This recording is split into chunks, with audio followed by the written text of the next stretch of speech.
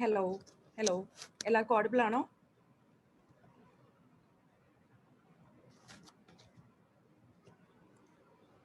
Hello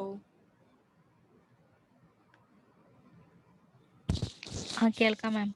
okay, അപ്പം നമുക്ക് start ചെയ്യാം. എൻ്റെ പേര് നിരഞ്ജന. ഞാനാണ് നിങ്ങളുടെ മോഡേൺ ഇന്ത്യ ഏരിയ ഡിസ്കസ് ചെയ്യാൻ പോകുന്നത്. അപ്പോൾ നമുക്ക് അധികം ടൈം കളയണ്ട, നമുക്ക് നേരെ സ്റ്റാർട്ട് ചെയ്യാം. അപ്പോൾ ആദ്യം നമുക്കൊരു ബേസിക് ആയിട്ട് എന്താണ് മോഡേൺ ഇന്ത്യ ഒരു സിലബസ് അനാലിസിസ് പോലെ ചെയ്യാം, എന്താണ് പഠിക്കാനുള്ളതെന്നൊക്കെ. അതിന് ശേഷം നമുക്ക് ടോപ്പിക്സ് സ്റ്റാർട്ട് ചെയ്യാം. അപ്പം ഞാൻ എൻ്റെ സ്ക്രീൻ ഷെയർ ചെയ്യാം. ഇത് വിസിബിൾ ആണോ, കറക്റ്റായിട്ട് വ്യൂ ചെയ്യാൻ പറ്റുന്നുണ്ടോ എന്ന് പറയണം.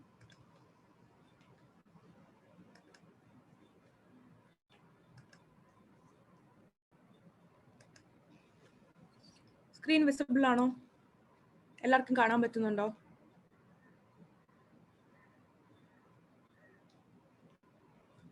നിങ്ങൾ റെസ്പോണ്ട് ചെയ്യണേ. എനിക്ക് ചാറ്റ് വായിക്കാൻ ടൈം ഉണ്ടാവില്ല, അപ്പോൾ ഞാൻ ശ്രദ്ധിക്കുന്നുണ്ടാവില്ല. അപ്പോൾ നിങ്ങൾ റെസ്പോണ്ട് ചെയ്യണേ, നിങ്ങൾക്ക് വിസിബിൾ ആണോ അല്ലേ എന്നുള്ളതൊക്കെ.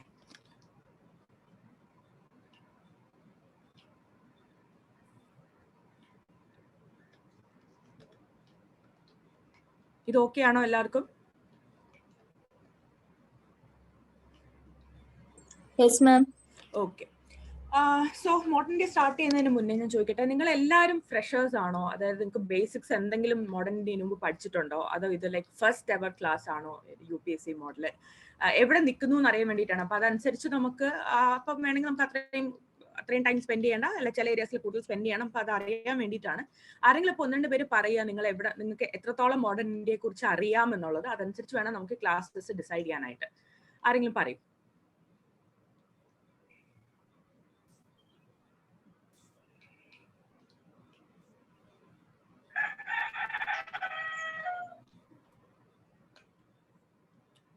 നിങ്ങൾ വോളണ്ടിയർ ചെയ്ത് പറഞ്ഞാലേ എനിക്ക് അറിയാൻ പറ്റുള്ളൂ എവിടെ തൊട്ട് എങ്ങനെയാണ് എടുക്കേണ്ടത് എന്നുള്ളതൊക്കെ ആണ്. നിങ്ങൾ റെസ്പോണ്ട് ചെയ്താലേ നമുക്ക് ക്ലാസ് മുന്നോട്ട് പോവുള്ളൂ.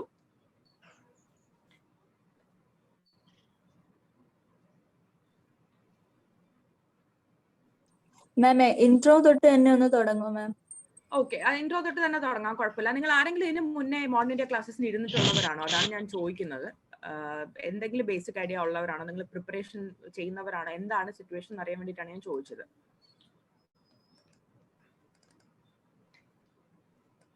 ക്ലാസ് ഒന്നും അറ്റൻഡ് ചെയ്തിട്ടില്ല മാം. പ്രിപ്പയർ ചെയ്യുന്നുണ്ട്, ക്ലാസ് അറ്റൻഡ് ചെയ്തിട്ടില്ല.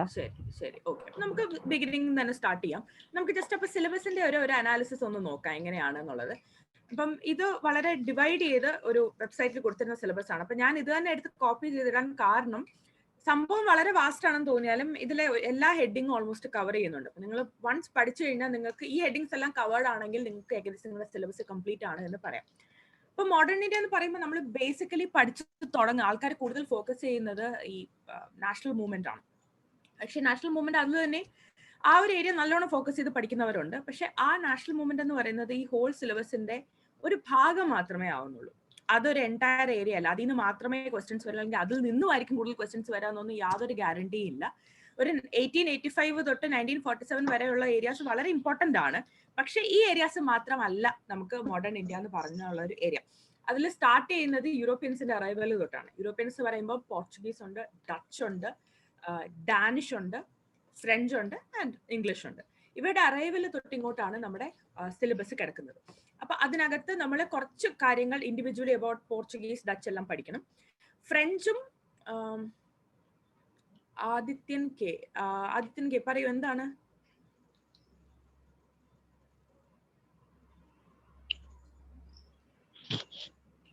ഓക്കെ, ആദിത്യൻ കെയുടെ ഹാൻഡ്സ് റേസ് ചെയ്ത ആ ഗെസ്റ്റർ ഞാൻ വിചാരിച്ചു എന്തെങ്കിലും പറയാനാണെന്ന്. ഓക്കെ, കുഴപ്പമില്ല. എന്തെങ്കിലും ഡൗട്ട്സ് നിങ്ങൾക്ക് ഇടയ്ക്കുണ്ടെങ്കിൽ നിങ്ങൾക്ക് നിങ്ങളുടെ മൈക്ക് അൺമ്യൂട്ട് ചെയ്തിട്ട് ചോദിക്കാവുന്നതാണ്, അല്ലെങ്കിൽ പറയാവുന്നതാണ്. ഇന്ററപ്റ്റ് ചെയ്യാന്ന് വിചാരിക്കേണ്ട, കാരണം നമുക്ക് അങ്ങനെ തന്നെ ഡിസ്കസ് ചെയ്ത് പോകാം. ഓക്കെ, അപ്പൊ നമ്മൾ പോർച്ചുഗീസ്, ഡച്ച്, ഡാനിഷ്, ഫ്രഞ്ച് അതിനെ കുറിച്ച് കുറച്ച് കാര്യങ്ങൾ പഠിക്കും. ഇവൻച്വലി ഇവിടുത്തെ ഫൈറ്റ് നടക്കുന്നത് mostly between French and British ആണ്. അത് കർണാട്ടിക് വാർസ് എന്നുള്ളത് വളരെ ഇമ്പോർട്ടന്റ് ആയിട്ടുള്ള ഒരു ഏരിയ ആണ് നിങ്ങളുടെ സിലബസിലെയും. കർണാട്ടിക് വാർസ് വളരെ ഡിസിസീവ് ആണ്, കാരണം അത് കഴിയുന്നതോടെ ഫ്രഞ്ചിനെ കംപ്ലീറ്റ് ആയിട്ട് വൈപ്പ് ഔട്ട് ചെയ്തിട്ട് ഇംഗ്ലീഷ് മാത്രമായി മാറുന്നു. അപ്പം ഈ ഒരു ഏരിയ നമുക്ക് വളരെ ഇമ്പോർട്ടന്റ് ആണ്. അതിനുശേഷം ബ്രിട്ടീഷിന്റെ എക്സ്പാൻഷൻ, അവരുടെ ആംഗ്ലോ മറാത്ത വാർസ് ഉണ്ട്, ശിവജി മറാത്ത എംപയറുമായിട്ടുള്ള വാറുകളുണ്ട്. ആംഗ്ലോ മൈസൂർ വാർസ് ഇമ്പോർട്ടന്റ് ആണ്. ഇത് ബേസിക്കലി ടിപ്പു സുൽത്താൻ ടിപ്പു, മൈസൂർ, ആ ഒരു കിങ്ഡത്തിൽ അത് വാർസ് നമുക്ക് വളരെ ഇമ്പോർട്ടൻ്റ് ആണ്. 4 വാറുകളുണ്ട്. പിന്നെ ആംഗ്ലോ സീക്ക് വാർസ് ഉണ്ട്. പിന്നെ അങ്ങോട്ട് 1857 റിവോൾട്ട് ആണ് നമ്മൾ മേജർ ആയിട്ട് പഠിക്കുന്ന എല്ലാ ക്വസ്റ്റ്യൻ പേപ്പറിലും ഒരു ക്വസ്റ്റ്യൻ എങ്കിലും ഉറപ്പായിട്ടും ചോദിക്കുന്ന ഒരു ഏരിയ ആണ് 1857 റിവോൾട്ട്, സിപ്പോയ് റിവോൾട്ട് നമ്മൾ വിളിക്കുന്നത്. അതിന് മുമ്പും അതിന് ശേഷവും എന്ന് തന്നെ ഡിവൈഡ് ചെയ്ത് വേണമെങ്കിൽ നമുക്ക് പഠിക്കാവുന്നതാണ്. ബ്രിട്ടീഷിന്റെ ആറ്റിറ്റ്യൂഡ് ബിഫോർ 1857, ആഫ്റ്റർ 1857 അങ്ങനെ തന്നെയാണ് പഠിക്കേണ്ടത്. കാരണം നമുക്ക് ആ രീതിയിലുള്ള അനലിറ്റിക്കൽ ക്വസ്റ്റ്യൻസും വരും. പിന്നെ വളരെ ഇമ്പോർട്ടന്റ് ആയിട്ടുള്ള 1-2 വാറുകളുണ്ട്. ഈ 1757 എന്നുള്ള ഇയർ ഒക്കെ ഇവിടെ മാർക്ക് ചെയ്തിരിക്കാൻ റീസൺ ബാറ്റിൽ ഓഫ് പ്ലാസി, നിങ്ങൾ പഠിച്ചു തുടങ്ങിയിട്ടുണ്ടെങ്കിൽ നിങ്ങൾക്ക് അറിയായിരിക്കും, വളരെ ഇമ്പോർട്ടന്റ് ആയ ഒരു ബാറ്റിലാണ്. അതുപോലെ 1764 ഒരു വാർ ഉണ്ട്, ഒരു വാറല്ല ഒരു ബാറ്റിൽ ഉണ്ട്.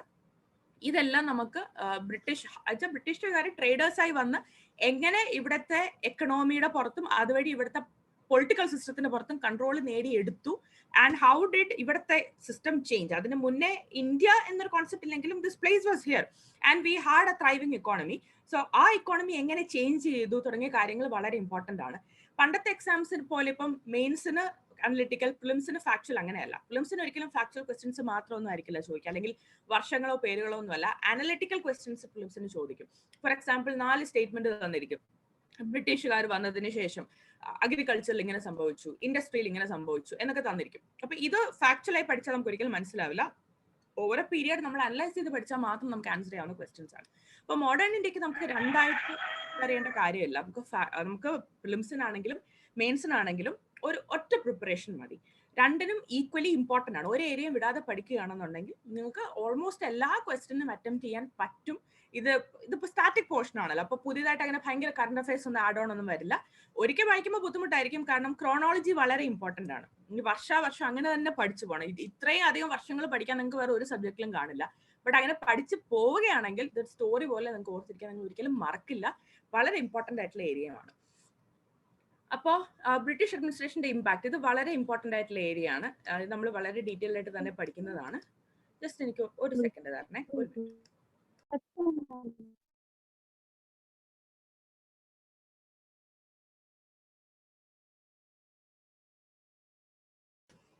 ഓക്കെ, പിന്നെ ഉള്ളത് റിവോൾട്ട് ഓഫ് 1857. അതൊരു മേജർ ഹെഡിങ് ആയിട്ട് തന്നെയാണ് നമ്മൾ പഠിക്കുക. കാരണം അതിന്റെ കോസസ്, അതിന്റെ ഇമ്പാക്ട്, അതുണ്ടാക്കിയ ആഫ്റ്റർ എഫക്ട് എന്താണ്, ഇതൊക്കെ വളരെ ഇമ്പോർട്ടന്റ് ആയിട്ട് പഠിക്കേണ്ട കാര്യമാണ്. അഡ്മിനിസ്ട്രേറ്റീവ് ചേഞ്ചസ് ആഫ്റ്റർ 1857 എന്ന് പറയുന്നത് അതാണ് ഞാൻ പറഞ്ഞത്. 1857 മുമ്പും ശേഷവും എന്നുള്ള രീതിയിൽ നമ്മൾ അനലൈസ് ചെയ്ത് പഠിക്കുന്നുണ്ട്. പിന്നെ അവർ കൊണ്ടുവന്നിട്ടുള്ള ചില കാര്യങ്ങൾ, എഡ്യൂക്കേഷനിലും സിവിൽ സർവീസസിലും ഒക്കെ അവർ കൊണ്ടുവന്നിട്ടുള്ള ചില മാറ്റങ്ങൾ, ഇതിൽ പല കമ്മിറ്റീസിന്റെ പേരൊക്കെ എഡ്യൂക്കേഷനിൽ വളരെ ഇമ്പോർട്ടന്റ് ആയിട്ട് വരും. ഇതൊന്നും കണ്ടിപ്പോൾ നിങ്ങൾ സ്ട്രെസ്ഡ് ആവേണ്ട കാര്യം ഇത്രയും പഠിക്കാനുണ്ടോ എന്നുള്ളത്. പഠിച്ചു വരുമ്പോൾ മനസ്സിലായത് വളരെ സിമ്പിൾ ആണ് പഠിക്കാൻ. ഡെവലപ്മെന്റ് ഓഫ് പ്രസ് എന്ന് പറയുമ്പോൾ ന്യൂസ് പേപ്പർ, അങ്ങനത്തെ കാര്യങ്ങളൊക്കെ. പിന്നെ ഒരു വളരെ ഇമ്പോർട്ടന്റ് ഏരിയ ആണ് socio religious reform movements and personalities. ഇതിൽ നിന്നും എന്തായാലും ക്വസ്റ്റ്യൻ ഉണ്ട്. പ്രിലിംസിനും മെയിൻസിനും ഉണ്ട്. ഒരുപാട് റിഫോം മൂവ്മെന്റ്സ് ഉണ്ട്. അത് ഹിന്ദുവിസത്തിലുണ്ട്, സിഖ്, പാഴ്സി, മുസ്ലിം എല്ലാത്തിലും ഉണ്ട്. ഇൻഡിവിജ്വൽ പേഴ്സണാലിറ്റീസ് ഉണ്ട്. ഇവർ വരുത്തിയ റിഫോർമേഷൻസ്, ഇത് വളരെ ഇമ്പോർട്ടന്റ് ഏരിയ ആണ്. ഇത് വളരെ സ്റ്റാറ്റിക് ആയിട്ടുള്ള, ശരിക്കും ബോറിംഗ് ആയിട്ടുള്ള ഒരു ഏരിയ ആണ്. ഫുൾ തിയറിയാണ്. പക്ഷെ ഈ ഒരു ഏരിയ ഒരു കോർ ഏരിയ ആണ് മോഡേൺ ഇന്ത്യയുടെ. ഇത് പഠിച്ചേ തീരൂ. ഇതിൽ നിന്നും അങ്ങനെ ഭയങ്കരമായിട്ട് അനലിറ്റിക്കൽ ക്വസ്റ്റ്യൻസ് ഒന്നും വരില്ല. ബട്ട് തിയറിറ്റിക്കൽ ക്വസ്റ്റ്യൻ എഴുതണമെങ്കിൽ നമ്മൾ കുറച്ച് പഠിക്കണം. May be they last something like Arya സമാജിന്റെയും ബ്രഹ്മ സമാജിന്റെ ഒരു കമ്പാരിസൺ ഒക്കെ ചോദിച്ചേക്കാം. അപ്പൊ ആ കമ്പാരിസൺ ചോദിക്കുമ്പോൾ അവിടെ അവർ ഉദ്ദേശിക്കുന്നത് വർഷം, അല്ലെങ്കിൽ ഇത് തുടങ്ങിയത് ഇന്ന ആളാണ്, അങ്ങനെയുള്ള ഒരു കമ്പാരിസൺ അല്ല. അവിടെ ഐഡിയോളജിക്കൽ കമ്പാരിസൺ ആയിരിക്കും ആ ക്വസ്റ്റ്യനിലെ ഒരു കോർ എന്ന് പറയുന്നത്. അപ്പൊ നമ്മളിപ്പോ കമ്പയർ ബിറ്റ്വീൻ ആര്യ സമാജം ബ്രഹ്മ സമാജം ഒരു ക്വസ്റ്റ്യൻ മെയിൻസിന് അങ്ങനെ ചോദിക്കില്ല. വന്നാൽ നമ്മൾ ഓക്കെ ഇത് കണ്ടുപിടിച്ച ഇന്ന ആളാണ്, ഇത് കണ്ടുപിടിച്ച ഇന്ന ആളാണ്, നമ്മൾ കോളമൊക്കെ വരച്ച് എഴുതിയാൽ ഓക്കെ. ബട്ട് അവർ ഉദ്ദേശിക്കുന്നത് അതല്ല. നമ്മൾ പുറത്ത് കൊണ്ടുവരേണ്ടത് ഐഡിയോളജിയിലുള്ള ഡിഫറൻസ് എന്താണ്, അങ്ങനെയുള്ള കാര്യങ്ങൾ പഠിക്കണം. അത് പഠിക്കണമെങ്കിൽ നമ്മൾ കുറച്ച് ഡെപ്തിൽ, അത്രയൊന്നുമില്ല, വളരെ കുറച്ച് ഡെപ്തിൽ നമ്മൾ അനലൈസ് ചെയ്ത് പഠിച്ചാൽ നമുക്ക് ഈസി ആയിട്ട് ഈ ഏരിയ കവർ ചെയ്യാവുന്നതാണ്. പിന്നെയുള്ള വളരെ ഇമ്പോർട്ടന്റ് ആയിട്ടുള്ള ഏരിയ ആണ് പെസൻസ് ആൻഡ് ട്രൈബൽ മൂവ്മെന്റ്സ്. കുറെ അപ്രൈസിങ്സ് ആണ് ഇതിനകത്ത്. ഈ ഏരിയയിൽ നിന്ന് പൊതുവെ ചോദിക്കുന്ന ചോദ്യങ്ങൾ എന്ന് പറയുന്നത്, പ്രിലിംസിനാണെങ്കിൽ ഒരു പ്രോബബ്ലി ഒരു പെസന്റ്, ലൈക്ക് ഇപ്പൊ മാസ്റ്റർ ഫോളോയിങ് ചോദിക്കാം വേണമെങ്കിൽ. അതായത് അതിനൊരു ആ പെസന്റ് റിവോൾട്ടിന് അല്ലെങ്കിൽ ട്രൈബൽ അപ്രൈസിങ്ങിന് ഒരു ലീഡർ കാണും, ഇപ്പുറത്തെ സൈഡിൽ അപ്രൈസിന്റെ പേര് കാണും, അങ്ങനെ വേണമെങ്കിൽ ചോദിക്കാം. അതല്ലാതെ വേറെ ചോദിക്കാൻ പ്രിലിംസിന് അങ്ങനെ വേറെ ഈ ഒരു ഏരിയ ചോദിക്കാൻ വേറെ ചാൻസ് ഇല്ല. But this is an important question. നിങ്ങൾക്ക് 1-2 മാർക്ക് ആയിരിക്കും ക്വസ്റ്റൻ കിട്ടും. മെയിൻസിന് എളുപ്പം ചോദിക്കുക ഒരു അനാലിസിസ് ആയിരിക്കും. ട്രൈബൽ മൂവ്മെന്റ്സ് എങ്ങനെയാണ് ഡിഫറെന്റ് ആവുന്നത് പെസന്റ് മൂവ്മെന്റ്സിൽ നിന്ന്, അങ്ങനെയൊക്കെ ആയിരിക്കും ചോദിക്കുക. അപ്പൊ അവിടെ നമ്മൾ കുറെ ട്രൈബൽ മൂവ്മെന്റ്സിന്റെ പേരോ അല്ലെങ്കിൽ കുറെ പെസന്റ് മൂവ്മെന്റ്സിന്റെ പേരെടുത്ത് എഴുതിയിട്ട് കാര്യമില്ല. ആ അനാലിസിസ് കൊണ്ടുവരണം ആൻസറിലൂടെ. ആ ലിമിറ്റഡ് വേർഡ് നമ്പർ വെച്ച് നമ്മൾ അനാലിസിസ് കൊണ്ടുവരണം. അതിനുവേണ്ടി നമ്മൾ കുറച്ച് പഠിക്കുമ്പോൾ നമുക്കത് മനസ്സിലാവും.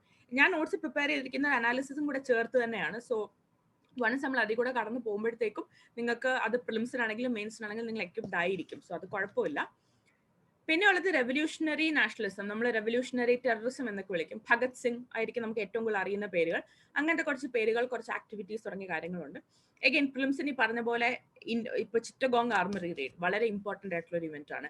അതിന്റെ നേതാവ് ആരാണ്? സൂര്യാസൻ. അപ്പൊ ആ രീതിയിൽ ചിലപ്പോൾ ആസ് എ ഫോളോയിങ് ചോദ്യങ്ങൾ ചോദിക്കാം. മെയിൻസിനെത്തുമ്പോൾ വീണ്ടും ഇതുപോലെ തന്നെ ആയിരിക്കും ചോദിക്കുക. റെവല്യൂഷണറി ടെററിസം സക്സസ്ഫുൾ ആയിരുന്നു, റെവല്യൂഷണറി ടെററിസം എങ്ങനെയാണ് മെയിൻ സ്ട്രീം പൊളിറ്റിക്സുമായി ഡിഫറെന്റ് ആയിരുന്നത് എന്നൊക്കെ ആയിരിക്കും ചോദിക്കുക. ഇത് എഗെയിൻ പഠിച്ചു വരുമ്പോഴത്തേക്കും ഈ ആൻസേഴ്സ് എല്ലാം നമുക്ക് താനേ കിട്ടും. പിന്നെ നമ്മുടെ മേജർ പോർഷൻ ആണ് നാഷണൽ മൂവ്മെന്റ്. ഓരോ ഹെഡിങ്ങും നമുക്കിൽ വിടാൻ പറ്റില്ല. അതിപ്പം ഫുൾ സിലബസിൽ നമുക്ക് ഒരു ഹെഡിങ്ങും വിടാൻ പറ്റില്ല. ഈ ഒരു ഏരിയ നമ്മൾ എല്ലാ ഹെഡിങ്ങും പഠിക്കണം. നമ്മൾ കൃത്യമായ ക്രോണോളജി പഠിക്കും. വളരെ ഇൻട്രസ്റ്റിംഗ് ആയിട്ടുള്ള ഏരിയ ആണ്. ഒരുപാട് ക്വസ്റ്റ്യൻസ് ചോദിക്കാവുന്ന ഏരിയ ആണ്. നമ്മൾ ഏറ്റവും കൂടുതൽ എടുത്ത് കേട്ടിട്ടുള്ളത് non corporation movement, civil disobedience movement ഒക്കെയാണ്. ബട്ട് അത് മാത്രമൊന്നുമല്ല, അതിനേക്കാളും ഒക്കെ നമുക്ക് കുറേ കാര്യങ്ങളിൽ പഠിക്കാനുണ്ട്. നമ്മൾ ക്രോണോളജി തന്നെ ആയിരിക്കും പഠിച്ചു പോവുക. അപ്പോൾ അതിലൊന്നും ബുദ്ധിമുട്ടുണ്ടാവില്ല. നമ്മൾ അത്യാവശ്യം ഡീറ്റെയിൽ ആയിട്ട് തന്നെ ആയിരിക്കും ക്ലാസ് എടുത്ത് പോകുന്നത്. സോ ഒരുവിധം ഇക്കാര്യങ്ങളെല്ലാം നമ്മൾ കവർ ചെയ്യും. നിങ്ങൾക്ക് റെഫറൻസിനായിട്ട് ഏറ്റവും കൂടുതൽ ആൾക്കാർ കാലാകാലങ്ങളിലാണ് റെഫർ ചെയ്യുന്നത്. ബിക്കോസ് ഇറ്റ് ഇസ് ഹിസ്റ്ററി, ഇത് വലിയ അപ്ഡേറ്റ് ഒന്നും വരില്ല. ബിപിൻ ചന്ദ്രയുടെ ഒരു ബുക്കുണ്ട്, മോഡേൺ ഇന്ത്യയുടെ. ആ ബുക്ക് തന്നെയാണ് ഏറ്റവും കൂടുതൽ ആൾക്കാർ വായിച്ചിട്ടുള്ളത്. സ്പെക്ട്രത്തിന്റെ ഗൈഡ് പോലത്തെ ഒരു ബുക്കുണ്ട്. അത് എനിക്ക് അഡ്വാൻറ്റേജ് ആയിട്ട് തോന്നിയത് ഈ സോഷ്യോ റിലീജിയസ് റിഫോം മൂവ്മെന്റ്സ് അതിനൊക്കെ വളരെ കൺസോളിഡേറ്റ് ചെയ്ത് സ്പെക്ട്രത്തിൽ കവർ ചെയ്തിട്ടുണ്ട്. അതിൽ സ്പെക്ട്രത്തിന്റെ തുടക്കത്തിൽ ഒരു ചെറിയ ബുക്കാണ്. അതിന്റെ ഇൻഡെക്സിൽ എല്ലാ ടോപ്പിക്സും കൊടുത്തിട്ടുണ്ട്. നിങ്ങൾക്കൊരു എന്താണ് ഒരു ഗൈഡ് പോലെ അത് സോഴ്സ് ആക്കി അത് മാത്രം ബൈഹാർട്ട് ചെയ്ത് പഠിക്കുക എന്നുള്ള രീതിയിലല്ല. ബട്ട് അതിനകത്ത് ഇങ്ങനെ എല്ലാ ഹെഡിങ്സും ടച്ച് ചെയ്തിട്ടുണ്ട്. അപ്പൊ അതൊരു നല്ല ബുക്കാണ്. നിങ്ങൾക്ക് എപ്പോഴും റെഫറൻസിന് യൂസ് ചെയ്യാവുന്ന ഒരു ബുക്കാണ്. 2019 പ്രിലിംസിനൊക്കെ റീസെന്റ് NCERT, പണ്ടത്തെ NCERT അല്ല, 11th 12th പുതിയ NCERTs ബേസ് ചെയ്തിട്ടുള്ള ക്വസ്റ്റ്യൻസ് 2019 പ്രിലിംസിനുണ്ടായിരുന്നു എന്ന് എന്റെ കൂടെ എഴുതിയ എന്റെ ഫ്രണ്ട്സ്, ഞാൻ ആ വർഷം എഴുതിയിരുന്നില്ല, അപ്പൊ എന്നോടൊപ്പം ഫ്രണ്ട്സ് പറഞ്ഞിട്ടുണ്ടായിരുന്നു. അപ്പൊ പുതിയ NCERT ബേസ്ഡ് ക്വസ്റ്റ്യൻസ് ഇപ്പൊ വരുന്നുണ്ട്. ഒരു 15-16 വരെയൊക്കെ പഴയ NCERT ബേസ് ചെയ്ത് പഠിക്കുക, അങ്ങനെയാണ് പറയുക. പക്ഷെ ഇപ്പോ പുതിയ 11th 12th NCERTs 3 വോളിയൂംസ് ഉണ്ട് കേട്ടോ. അതിൽ മോഡേൺ ഇന്ത്യയും ഒരു വോളിയൂം ആയിട്ട് വരുന്നുണ്ട്. അതിൽ നിന്നൊക്കെ ക്വസ്റ്റ്യൻസ് വരുന്നുണ്ട്. അപ്പൊ NCERTs എന്തായാലും വായിച്ചിരിക്കുക. അത് വളരെ ഇമ്പോർട്ടന്റ് ആണ്. കാരണം ബേസിക്സ് എപ്പോഴും അതിൽ നിന്ന് തന്നെ ആയിരിക്കും എടുക്കുക. ബിപിൻ ചന്ദ്ര കുറച്ചൊരു ഡീറ്റെയിൽ റീഡ് ആണ്, ഒരുപാടല്ല, കുറച്ച്. നിങ്ങൾക്ക് സമയം ഉണ്ടെങ്കിൽ നിങ്ങൾക്ക് വായിക്കാം. കാരണം എല്ലാ പേജിലും പോയിന്റ് ആണ്. സോ നിങ്ങൾക്ക് ഒരു കാഷ്വൽ റീഡ് പോലെ വായിക്കാവുന്നതാണ്. സ്പെക്ട്രം പക്ക എക്സാം ഓറിയന്റഡ് ആണ്. അതിൽ ഓരോ പേജും ഓരോ വാക്കും എല്ലാം എക്സാമിന്റെ രീതിയിൽ തന്നെയാണ് എഴുതിയിരിക്കുന്നത്. സോ ഇതൊക്കെയാണ് നിങ്ങൾക്ക് റിസോഴ്സ് ബുക്സ് എന്ന് പറയുന്നത്. പിന്നെ കുറച്ച് ആൻസേഴ്സ് ഒക്കെ എഴുതി പ്രാക്ടീസ് ചെയ്താൽ നിങ്ങൾക്ക് മെയിൻസ് ഈസിലി കിട്ടും. പ്രിലിംസ് ആണെങ്കിൽ ഈ പറഞ്ഞ പോലെ കുറച്ച് ഡേറ്റ്സും കുറച്ച് പേരുകളും ഓർക്കുന്നതിന്റെ ഒരു ബുദ്ധിമുട്ട് മാത്രമേ ഉള്ളൂ. അപ്പാർട്ട് ഫ്രം ദാറ്റ് ഇത് പഠിക്കാൻ വളരെ ഇൻട്രസ്റ്റിംഗ് ആയിട്ടുള്ള ഒരു ഏരിയ ആണ്. ഫുൾ ഏരിയ നമുക്ക് പഠിച്ചു തീർക്കാം. ഇതിന് പുറത്തുനിന്നൊന്നും ചോദിക്കില്ല. കാരണം ഇതിനകത്ത് അങ്ങനെ വേറെ ഇംപ്രവൈസ് ഒന്നും ചെയ്യാൻ പറ്റത്തില്ല. എല്ലാം ഇതിനകത്ത് നിന്ന് തന്നെ ചോദിക്കുള്ളൂ. അങ്ങനെ ഒരു അഡ്വാൻറ്റേജ് ഉണ്ട് ഈ ഒരു ഏരിയക്ക്. സോ ഇതാണ് ജസ്റ്റ് ബേസിക് ആയിട്ട് സിലബസിന്റെ ഒരു അനാലിസിസ്. ആർക്കെങ്കിലും എന്തെങ്കിലും ക്ലാരിഫിക്കേഷനോ ഡൗട്ടോ ഉണ്ടോ ഈ ഏരിയയെ കുറിച്ച്? നിങ്ങൾക്ക് ഇപ്പൊ ചോദിക്കാം.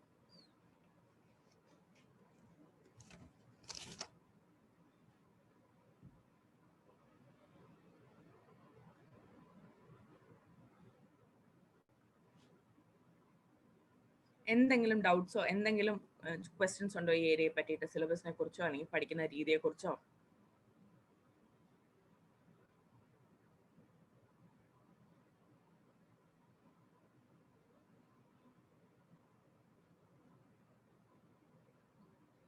ഓക്കെ, ആർക്കും ഡൗട്ടൊന്നും ഇല്ലാന്ന് ഞാൻ വിചാരിക്കുന്നു. ഞാൻ നേരത്തെ പറഞ്ഞു ചാറ്റിൽ ടൈപ്പ് ചെയ്തിട്ട് കാര്യമില്ല, നിങ്ങൾ മൈക്ക് ഓൺ ചെയ്ത് തന്നെ സംസാരിക്കണം. ഓക്കെ, അപ്പം ഇതാണ് ഒരു ബേസിക് ആയിട്ടുള്ള സിലബസ്. നിങ്ങൾ എന്തായാലും UPSC സിലബസ് ഡൗൺലോഡ് ചെയ്ത് കൈ വെച്ചിട്ടുണ്ടെന്ന് ഞാൻ വിചാരിക്കുന്നു. ഇത് ജസ്റ്റ് ഒന്ന് ബ്രേക്കപ്പ് ചെയ്ത് ഒരു അനാലിസിസിന് സിലബസ് യൂസ് ചെയ്യാവുന്നേ ഉള്ളൂ. ഓക്കെ, അപ്പം ഇന്നപ്പം നമുക്ക് പതുക്കെ യൂറോപ്യൻസിന്റെ വരവ്, പോർച്ചുഗീസ് ഡച്ചാന്റെ വരവ്, ബ്രിട്ടീഷ് ഈസ്റ്റ് ഇന്ത്യ കമ്പനി, അങ്ങനത്തെ തുടങ്ങിയ ആ ഏരിയാസ് ഒക്കെ നമുക്ക് പതുക്കെ നോക്കാം. അതിനു മുമ്പ് ഞാൻ കുറച്ച് ക്വസ്റ്റ്യൻസ് ജസ്റ്റ് ഒന്ന് ഓടിച്ച് നമുക്ക് കുറച്ച് ക്വസ്റ്റ്യൻസ് കാണിച്ചു തരാം. നിങ്ങൾക്ക് കുറച്ചുകൂടി ഒരു ഐഡിയ കിട്ടും എങ്ങനെയാണ് എന്നുള്ളത്. ഇപ്പൊ മെയിൻസിനൊക്കെ ഇതൊക്കെ പ്രീവിയസ് ഇയർ ക്വസ്റ്റ്യൻസ് ആണ്. Discuss the achievements and failures of non corporation movement. ഇത് കുറെയൊക്കെ സ്ട്രേറ്റ് ഫോർവേഡ് ക്വസ്റ്റൻ ആണ്. കാരണം നമ്മൾ മിക്കവാറും ഏതൊരു മൂവ്മെന്റ് പഠിക്കുമ്പോഴും നമ്മൾ അതിന്റെ ഡ്രോബാക്ക്, അഡ്വാൻറ്റേജ് നമ്മൾ അങ്ങനെ തന്നെ പഠിക്കും. അപ്പൊ ഈ ഒരു ഫസ്റ്റ് ഹാഫ് വലിയ കുഴപ്പമില്ല. സെക്കൻഡ് ഹാഫിൽ ചെറിയ കുഴപ്പമുണ്ട്. How did it impact the subsequent freedom movements in pre independence India? അങ്ങനെ നമ്മൾ ഒരിടത്തും പഠിക്കുന്നില്ല.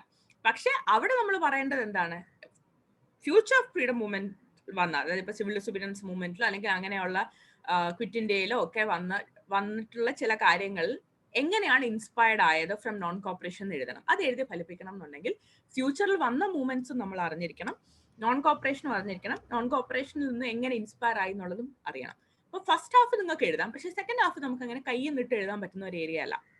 അപ്പൊ അവിടെയാണ് ഞാൻ പറഞ്ഞ പോലെ ഒരു അനാലിസിസിന്റെ ഇമ്പോർട്ടൻസ് വരുന്നത്. അടുത്ത ക്വസ്റ്റ്യൻ നോക്കിയേ, examine the reasons for tribal uprisings during 19th century. First half വലിയ കുഴപ്പമില്ല, examine the reasons for tribal uprising ആണ്. ഇപ്പൊ നമ്മൾ കുറെ ട്രൈബൽ അപ്രൈസിംഗ്സ് നമ്മൾ പഠിക്കും.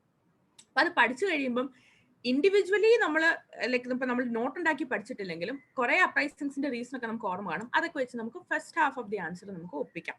Second half, why did they prove largely unsuccessful in achieving their objectives? നമ്മൾ മിക്ക ട്രൈബൽ അപ്രൈസിംഗിന്റെ അവസാനം നമ്മൾ പഠിക്കുന്നത് ഇത് തന്നെയാണ്, അവരെ അടിച്ചമർത്തി.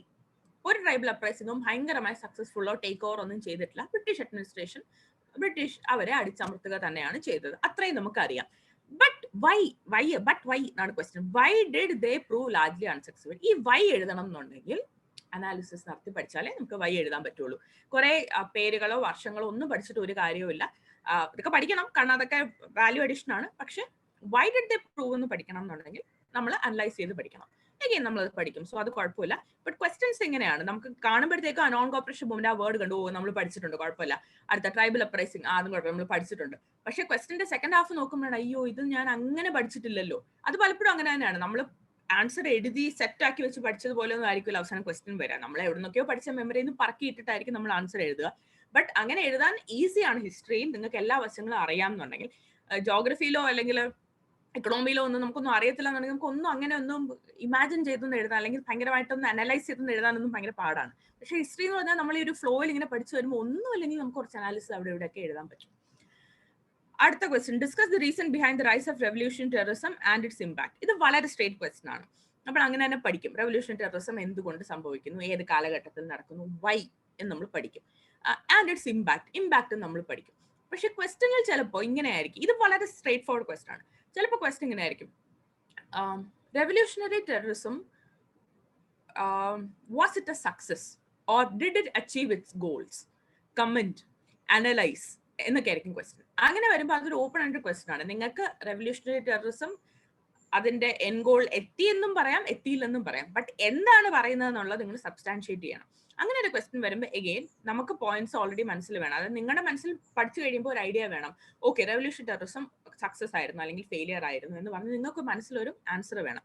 അങ്ങനെ മാത്രമേ നമുക്ക് ആ ക്വസ്റ്റ്യൻ എഴുതാൻ പറ്റൂ. ഇത്രയും സിമ്പിൾ ആയിട്ട് ക്വസ്റ്റ്യൻ ചോദിക്കാൻ ചാൻസ് ഇല്ല. ഈ ഒരു ഏരിയയും ചോദിച്ചാൽ മിക്കവാറും ഞാൻ പറഞ്ഞ പോലെ ആയിരിക്കും ചോദിക്കാം, റെവല്യൂഷൻ ടെററിസം സക്സസ്ഫുൾ ആയിരുന്നു. ബട്ട് ഇതൊരു ഡിഫിക്കൽട്ട് ക്വസ്റ്റ്യനേ അല്ല, കാരണം ഇതിന്റെ ആൻസർ നമുക്ക് നന്നായി അറിയാം, നമ്മുടെ കയ്യിൽ തന്നെ ഉണ്ട്, നമുക്ക് എഴുതാവുന്ന ആൻസർ ആണ്. പഠിക്കുന്നതിലുള്ള ചെറിയൊരു വ്യത്യാസം മാത്രമേ അതിൽ വരുന്നുള്ളൂ. ഇപ്പോൾ first question, examine how Gandhiji's earlier experience in South Africa shape the freedom movements in India transcending through moderate phase to Gandhian phase. ഇതിൽ 3 കാര്യങ്ങളാണ് ശരിക്കും ഈ ക്വസ്റ്റ്യനിൽ. നമ്മൾ വെച്ചാൽ 3 സെപ്പറേറ്റ് ഏരിയാസ് ആണ് ഈ ക്വസ്റ്റ്യൻ നമ്മൾ പഠിക്കുന്നത്. ഒന്ന്, നമ്മൾ ഗാന്ധിജിയുടെ സൗത്ത് ആഫ്രിക്കൻ എക്സ്പീരിയൻസസ് നമ്മൾ പഠിക്കുന്നുണ്ട്. അതിൽ ഗാന്ധിജി എന്തൊക്കെ ചെയ്തു, ചില മാറ്റങ്ങൾ വരുത്തിയ കാര്യങ്ങൾ, സത്യാഗ്രഹ, അങ്ങനെ കുറെ കാര്യങ്ങൾ നമ്മൾ പോയിന്റ് ബൈ പോയിന്റ് ആയിട്ട് പഠിക്കുന്നുണ്ട് എക്സാം പോയിന്റ് ഓഫ് വ്യൂല്. അത് പാർട്ട് 1. പാർട്ട് 2 എന്ന് പറയുന്നത് മോഡറേറ്റ് ഫേസിൽ നിന്നും ഗാന്ധിയൻ ഫേസിലേക്ക്. നമ്മൾ ഇവിടെ നാഷണലിസം പറയുമ്പോൾ ഒരു മോഡറേറ്റ് ഫേസ് പറയും, ഒരു 1906 വരെയൊക്കെ. അത് കഴിഞ്ഞ ഒരു 6 to 14 ഒരു എക്സ്ട്രീമിസ്റ്റ് ഫേസ് പറയും. പിന്നെയാണ് ഗാന്ധിയൻ ഫേസ് വരുന്നത്. 1917 ആകുമ്പോഴാണ് ഗാന്ധിജി വരുന്നത്. അപ്പൊ ഗാന്ധിയൻ ഫേസ് വരുന്നതിന് മുമ്പും ശേഷവുമുള്ള ചേഞ്ചസ് എന്താണെന്ന് നമ്മളിവിടെ എക്സ്പ്ലെയിൻ ചെയ്യണം. And third part is how did his experiences shape the freedom movement in India. ഇന്ത്യയിലെ ഫ്രീഡം മൂവ്മെന്റിൽ പുള്ളി ഉപയോഗിച്ചിട്ടുള്ള ടെക്നിക്സ്, ട്രിക്സ് ഒക്കെ അത് എങ്ങനെയാണ് ഇൻസ്പയർ ആയത് ഫ്രം സൗത്ത് ആഫ്രിക്ക. ഈ 3 പാർട്സ് എഴുതണം എന്നുണ്ടെങ്കിൽ നമ്മൾ ഏകദേശം മൊത്തം പഠിക്കണം. ഈ ഒരു ക്വസ്റ്റ്യൻ 250 വേർഡ്സ് ആണ്. ഇത് നമ്മൾ 3 സെപ്പറേറ്റിംഗ് ആയിട്ടൊന്നും നമ്മൾ ഈ ക്വസ്റ്റൻ അങ്ങനെയൊന്നും ആയിരിക്കില്ല നമ്മൾ എഴുതുക. ഗാന്ധിയുടെ എക്സ്പീരിയൻസ് ഇതാണ് അങ്ങനെയല്ല ആയിരിക്കും നമ്മൾ എഴുതുക. നമ്മൾ first and second area question ഒന്നിച്ച് എഴുതും, ആൻഡ് തേർഡ് പാർട്ട് എല്ലാം കൂടെ നമ്മൾ മിക്സ് ചെയ്തിട്ട് തന്നെ ആയിരിക്കും എഴുതുക. പക്ഷേ ഈ ക്വസ്റ്റിന് 3 പാർട്സ് ഉണ്ട്. 3 സെപ്പറേറ്റ് ഏരിയാസ് പഠിക്കുമ്പോൾ മാത്രമേ നമുക്ക് ഈ ഒരു ക്വസ്റ്റൻ ആൻസർ ചെയ്യാൻ പറ്റുള്ളൂ. ഇതൊക്കെ താരതമ്യേന ചോദിക്കാൻ, ഇതൊക്കെ പ്രീവിയസ് ക്വസ്റ്റൻസ് ആണ്, ഡിഫിക്കൽട്ടോ ഈസി എന്ന് പറയാൻ പറ്റില്ല. This is the kind of question that you can expect. History എന്ന് പറയുമ്പോഴത്തേക്ക് ഇതൊന്നും അത്ര ഡിഫിക്കൽട്ട് ഒന്നും പറയാൻ പറ്റില്ല. സോ ഇതൊരു ഫ്യൂ ക്വസ്റ്റ്യൻസ്. ഇനി നമുക്ക് കുറച്ച് പ്രിലിംസിന്റെ ടൈപ്പ് കുറച്ച് ക്വസ്റ്റ്യൻസ് നോക്കാം. ഇതെല്ലാം പ്രീവിയസ് ക്വസ്റ്റ്യൻസ് ആണേ. വളരെ ഡയറക്റ്റ് ആയിട്ടുള്ള ക്വസ്റ്റ്യൻ ചോദിക്കാം. അപ്പോൾ ഫസ്റ്റ് ക്വസ്റ്റ്യൻ നോക്കിയേ, which of the following movements has contributed to a split in INC which led to the emergence of moderate and extremist. ഇത് ഫുൾ സിലബസിലെ വളരെ ഇമ്പോർട്ടന്റ് ആയിട്ടുള്ള ഒരു ഇവന്റ് ആണ് സൂചിപ്പിക്കുന്നത്, which is Surat split. 1907 Surat split എന്ന് നമ്മൾ പഠിക്കുന്ന ഒരു കാര്യമാണ്. പക്ഷെ സൂററ്റ് എന്നൊരു വാക്കും ഇവിടെ കൊടുത്തിട്ടില്ല, വർഷവും കൊടുത്തിട്ടില്ല, മോഡറേറ്റ്സിന്റെ എക്സ്ട്രീമിസ്റ്റിന്റെ എമർജൻസി മാത്രമേ കൊടുത്തിട്ടുള്ളൂ. ഇത് അറിയണം എന്നുണ്ടെങ്കിൽ എപ്പോഴാണ് മോഡറേറ്റ്സ് എക്സ്ട്രീമിസ്റ്റ് സ്പ്ലിറ്റ് ആവുന്നത്, അവരെന്തിന് സ്പ്ലിറ്റ് ആയി തുടങ്ങിയ കാര്യങ്ങളെല്ലാം അറിയണം. ഇതൊരു കണ്ടാൽ ഒറ്റ വാക്കാണ്, ആൻസർ എല്ലാം ഒറ്റ വാക്കാണ്, ഏതോ ഒരു മൂവ്മെന്റ് ആണ്. പക്ഷെ എപ്പം നടന്നു, എങ്ങനെ നടന്നു തുടങ്ങിയ കാര്യങ്ങൾ നമ്മൾ പഠിക്കണം. ഇതിന്റെ ആൻസർ സ്വദേശിയാണ്. അത് നിങ്ങളിപ്പോൾ നോക്കണ്ട, നിങ്ങൾ പഠിക്കുമ്പോൾ നമുക്ക് കിട്ടും. Second is very straight forward question. Rowlatt സത്യാഗ്രഹയെ കുറിച്ചിട്ടാണ് ക്വസ്റ്റ്യൻ. ഫസ്റ്റ് പറഞ്ഞേക്കുന്നത് ഒരു കമ്മിറ്റി ബേസ്ഡ് ആണ് അവരുടെ റെക്കമെൻഡേഷൻ. ഗാന്ധിജി എന്താണ് അതിൽ ചെയ്തത്, ഡെമോൺസ്ട്രേഷൻ നടന്നപ്പോൾ ഇങ്ങനെ സംഭവിച്ചു, ഇങ്ങനൊരു ക്വസ്റ്റ്യൻ. ഇതിൽ തേർഡ് സ്റ്റേറ്റ്മെന്റിലാണ് തെറ്റ്. ഇതിപ്പോ നിങ്ങൾക്ക് മനസ്സിലാവില്ലായിരിക്കും ചിലപ്പോൾ. ഇല്ല, മിസ്റ്റേക്ക് ഒന്നേ ഉള്ളൂ. ഈ ഒരു ഇൻസിഡന്റും ഈ കമ്മീഷന്റെ വരവും ഈ റൗലറ്റ് സത്യാഗ്രഹം നടക്കുന്നത് 10 വർഷത്തിന്റെ ഗ്യാപ്പിലാണ്. ആ 10 വർഷത്തിന്റെ ഗ്യാപ്പ് നമുക്കറിയണം എന്നുണ്ടെങ്കിൽ നമ്മൾ അതിന്റെ ക്രോണോളജി അറിഞ്ഞിരിക്കണം. വെറുതെ പഠിച്ചു പോയാൽ നമുക്കത് മനസ്സിലാവില്ല. Demonstration against the arrival of Simon commission നടക്കുന്നത് 1928-29 റൗലറ്റ് സത്യാഗ്രഹം നടക്കുന്നത് 1919 അപ്പൊ വർഷങ്ങളൊന്നും ഇവിടെ ആരും സ്പെസിഫൈ ചെയ്തിട്ടില്ല. നമുക്ക് ക്രോണോളജി അറിയാമെങ്കിൽ മാത്രമേ നമുക്ക് ആൻസർ എഴുതാൻ പറ്റുള്ളൂ. പിന്നെ അതുപോലത്തെ അപ്പൊ പ്രിലിംസിന്റെ ഒരു ഐഡിയ കിട്ടി എന്ന് ഞാൻ വിചാരിക്കുന്നു. പിന്നെ the government of India act of 1919 clearly defined. ഈ ആക്ടിന് നമ്മൾ വിളിക്കുന്ന ഒരു ഓമന പേരുണ്ട് മോണ്ട്ഫോർഡ് റിഫോംസ്, മൊണ്ടേ ചെംസ്ഫോർഡ് റിഫോംസ് എന്ന് വിളിക്കും. നമ്മൾ മിക്കവാറും മോണ്ട്ഫോർഡ് റിഫോം എന്ന് പറഞ്ഞായിരിക്കും ഹിസ്റ്ററി അങ്ങ് പഠിക്കുക. അവസാനം ആകുമ്പോഴത്തേക്കാണ് നമുക്ക് വർഷം ഓർമ്മയില്ല. നമ്മൾ മോണ്ട്ഫോർഡ് റിഫോം ഒക്കെ പഠിച്ചിട്ടുണ്ട്, വർഷം ഓർമ്മയില്ല. ഈ ക്വസ്റ്റ്യൻ കാണുമ്പോൾ പെട്ടെന്ന് നമ്മൾ ഇത് ഏത് ആക്ട് ആണ്, ഞാൻ പഠിച്ചിട്ടില്ലല്ലോ. ഇത് മോണ്ട്ഫോർഡ് റിഫോംസ് ആണ്. Government of India act of 1919 എന്ന് പറയുന്നത് മോണ്ട്ഫോർഡ് റിഫോംസ് ആണ്. അപ്പൊ പേരുകൾ ഇതുപോലെ ചില ആക്ടുകൾക്ക് ഒന്നിൽ കൂടുതൽ പേരുകൾ കാണാം, ഒരു ഒഫീഷ്യൽ പേര് കാണാം. അത് നമ്മൾ ബൈ ഹാർട്ട് ആയിട്ട് പഠിക്കേണ്ട, പക്ഷെ അറ്റ്ലീസ്റ്റ് പ്രിലിംസിന് വരുമ്പോൾ നമുക്കത് പിക്ക് ചെയ്യാനുള്ള അറിവ് നമുക്ക് വേണം. പിന്നെ ഒരു ക്വസ്റ്റ്യൻ, ഇതൊക്കെ വളരെ സിമ്പിൾ ക്വസ്റ്റ്യൻ ആണ്. സത്യശോധക് സമാജ് ഓർഗനൈസ്. ഇത് ഞാൻ നേരത്തെ പറഞ്ഞ മറ്റേ സോഷ്യോ റിലീജിയസ് മൂവ്മെന്റ്സിൽ നിന്നാണ്. അപ്പൊ സത്യശോധക് സമാജ് ഒരു കാര്യം നമ്മൾ പഠിക്കുമ്പോൾ, ഒരു സമാജ ഓർഗനൈസേഷൻ പഠിക്കുമ്പോൾ എവിടെയാണ് അത് എന്ന് പഠിക്കണം. അല്ലെങ്കിൽ അറ്റ്ലീസ്റ്റ് ഏത് സംസ്ഥാനത്തിലാണ് നമ്മൾ പഠിച്ചിരിക്കുക, അതിന്റെ ലീഡേഴ്സിന്റെ പേര് പഠിക്കുക. ഇപ്പൊ മിക്ക ആൾക്കാരും സത്യശോധക് സമാജ് ജ്യോതിബ ഫുലെ ആൻഡ് സാവിത്രിറാവ് ഫുലെ എന്ന് പറഞ്ഞ് നമ്മൾ പഠിച്ചു. ഓക്കെ, ഫുലെ ആണ്, ദളിതരാണ്, അപ്പൊ അവർക്ക് വേണ്ടിയാണെന്നൊക്കെ നമ്മൾ പഠിച്ചു. ചിലപ്പോൾ നമ്മൾ സ്ഥലം പഠിക്കില്ല. ഇവിടെ ഇപ്പൊ ഒരു പ്രശ്നമാണ്. അതിപ്പോ പെസന്റ് മൂവ്മെന്റ് ആണോ ആന്റി കാസ്റ്റ് മൂവ്മെന്റ് ആണോ ഇത് അറിഞ്ഞിരിക്കണമെന്നുണ്ടെങ്കിൽ, അതോ ഇനി ട്രൈബൽസ് ഇൻ ബീഹാർ ആണോ അറിയില്ല എന്നുണ്ടെങ്കിൽ സ്ഥലം പഠിക്കണം. മഹാരാഷ്ട്രയാണ്. മഹാരാഷ്ട്ര എന്നൊരു നമുക്ക് പഠിച്ചിട്ടുണ്ടെങ്കിൽ നമുക്ക് ഈ ക്വസ്റ്റ്യൻ എഴുതാൻ പറ്റും. അപ്പോൾ അങ്ങനെ തന്നെ നിങ്ങൾ ടാബ്ലേറ്റ് ചെയ്ത് പഠിക്കുക. വൺസ് നമ്മൾ ഏരിയ കംപ്ലീറ്റ് ചെയ്ത് കഴിയുമ്പോഴത്തേക്ക് നിങ്ങൾ ടാബ്ലേറ്റ് ചെയ്ത് പഠിക്കുക. ഓർഗനൈസേഷന്റെ പേര്, ലീഡർ, സ്ഥലം, ഇഫ് പോസിബിൾ 1 or 2 അല്ലെങ്കിൽ 5 or 6 വാക്കുകളിൽ എന്താണ് അവർ ചെയ്തത് എന്നുള്ളത്. ജസ്റ്റ് കീവേഡ്സ് പോലെ നിങ്ങൾക്ക് ഓർത്തിരിക്കാൻ എളുപ്പത്തിന് ടാബ്ലേറ്റ് ചെയ്ത് പഠിക്കാവുന്നതാണ്.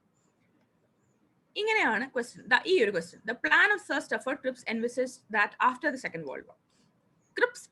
ക്രിപ്സ് മിഷൻ എന്ന് പറഞ്ഞ് നമ്മൾ കാര്യമായിട്ട് 1942 ഒരു സംഭവം പഠിക്കുന്നുണ്ട്. അതാണ് ഈ കൊടുത്തേക്കുന്നത്. പക്ഷെ വർഷം കൊടുത്തിട്ടില്ല. ആഫ്റ്റർ സെക്കൻഡ് വേൾഡ് വാർ കൊടുത്തിട്ടുണ്ട്. ക്രിപ്സ് മിഷനിൽ എന്താണ് പറഞ്ഞത് എന്നാണ് ഈ ചോദ്യം ചോദിച്ചിരിക്കുന്നത്. വായിച്ചു നോക്കുമ്പോഴത്തേക്ക് ഇവിടെ എല്ലാം കുറെ കോമൺവെൽത്തും ഡൊമിനിയൻ ഇൻഡിപെൻഡൻസും ഒക്കെ ഉണ്ട്. വായിക്കുമ്പോൾ ഇതെല്ലാം കാണുമ്പോൾ നമുക്ക് പെട്ടെന്ന് നോക്കുമ്പോഴത്തേക്ക് ഇതെല്ലാം വളരെ സിമിലർ ആണല്ലോ, ഡിഫറൻസ് ഒന്നും തോന്നുന്നില്ലല്ലോ എന്ന് തോന്നും.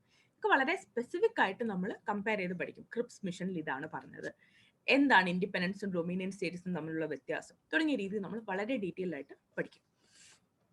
തേർഡ് ക്വസ്റ്റ്യൻ ടിപ്പിക്കൽ ആണ്. ഈ ക്വസ്റ്റ്യൻ ടിപ്പിക്കൽ ആണ്. 3 ഇവന്റ്സ് തന്നിട്ടുണ്ട്, അതിനെ ക്രോണോളജിയിൽ അറേഞ്ച് ചെയ്യാൻ പറഞ്ഞു. വേറെ ഒന്നും പറഞ്ഞിട്ടില്ല. ഈ 3 ഇവന്റ്സ് എപ്പോഴാണ് നടന്നതെന്ന് പറയാം.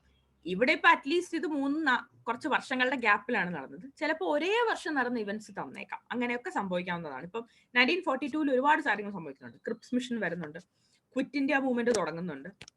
അപ്പൊ അങ്ങനെയൊക്കെ വന്നു കഴിയുമ്പോൾ നമ്മൾ വർഷം മാത്രമല്ല, ചിലപ്പോൾ നമ്മൾ ആ മാസവും കൂടെ പഠിക്കേണ്ടി വരും. പക്ഷേ എഗെയിൻ ഞാൻ പറഞ്ഞു, ഫസ്റ്റ് ടൈം ഇച്ചിരി ഡിഫിക്കൽട്ട് ആയിട്ട് തോന്നുന്നത് ഓർത്തിരിക്കാൻ. സെക്കൻഡ് റീഡിങ് ആകുമ്പോഴത്തേക്ക് നമുക്ക് താനെ ഇതൊരു സ്റ്റോറി പോലെ നമ്മളിത് ഓർത്ത് നമുക്ക് ആ മന്ത്സും ഡേറ്റ്സും ഒക്കെ നിങ്ങൾ ജസ്റ്റ് എന്തെങ്കിലും റാൻഡം ആയിട്ട് ഈ ഒരു ഏരിയ പഠിച്ചു കഴിയുമ്പോൾ അതിനുള്ള ക്വസ്റ്റ്യൻസ് ഒക്കെ പതുക്കെ അറ്റൻഡ് ചെയ്തൊക്കെ നോക്കുകയാണെങ്കിൽ നിങ്ങൾക്ക് ഈസി നിങ്ങൾക്ക് ഇത് മെമ്മറിയിൽ വെക്കാൻ പറ്റുന്നതാണ്. സോ ഇതാണ് ഒരു ടൈപ്പ് ഓഫ് ക്വസ്റ്റ്യൻസ്. എനിക്ക് തോന്നുന്നു ഓൾമോസ്റ്റ് ഒരു ഐഡിയ കിട്ടി എന്ന് ഞാൻ വിചാരിക്കുന്നു. പിന്നെ ഇതൊരു വളരെ നല്ല ക്വസ്റ്റ്യൻ ആണ്.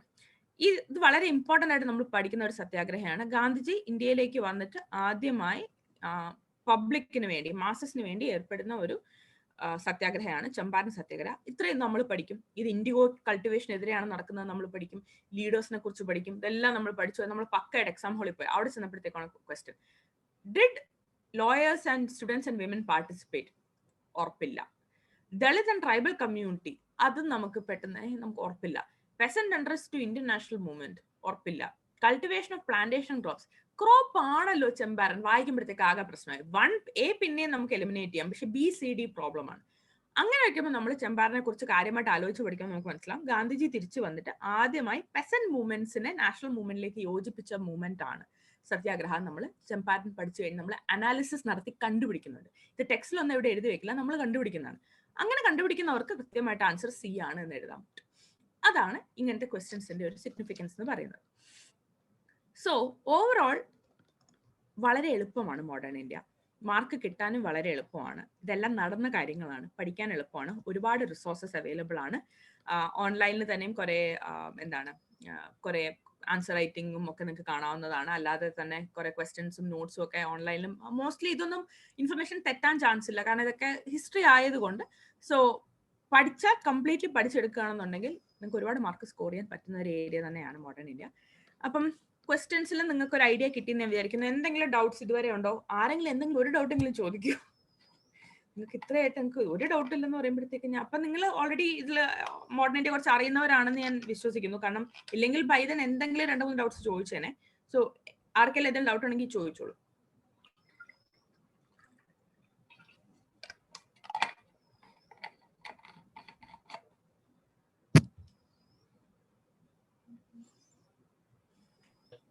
മാം, സിലബസിൽ പോർഷൻസ് അറിയാൻ നല്ലതാ, ഡീറ്റെയിൽ ആയിട്ട് അറിയില്ല, അതാണ് ഡൗട്ട്സ് ചോദിക്കാനില്ല. Okay fine. അപ്പൊ നേരത്തെ നമ്മൾ സിലബസ് അനാലിസിസ് കണ്ടല്ലോ. കണ്ടു. അപ്പോ അത് വളരെ ഡീറ്റെയിൽഡ് ആയിട്ട് ശരിക്കും ബ്രേക്കപ്പ് ചെയ്ത് കൊടുത്തിരിക്കുന്നതുകൊണ്ടാണ് ഇങ്ങനെ 2 പേജ് കണക്ക് നീണ്ടു കിടക്കുന്നത്. പക്ഷെ അത്രയും തന്നെ നമുക്ക് പഠിക്കാനുണ്ട്. അത് അത്രയും ഡീറ്റെയിൽഡ് ആയിട്ട് കൊടുത്തിരിക്കുന്നതാണ്, കുഴപ്പമില്ല. അപ്പൊ നമുക്ക് എന്നാലും സ്റ്റാർട്ട് ചെയ്യാം. സ്റ്റാർട്ട് ചെയ്യുമ്പോഴത്തേക്ക് നിങ്ങൾക്ക് ഡൗട്ട്സ് വരുന്നതെന്ന് വിചാരിക്കുന്നു.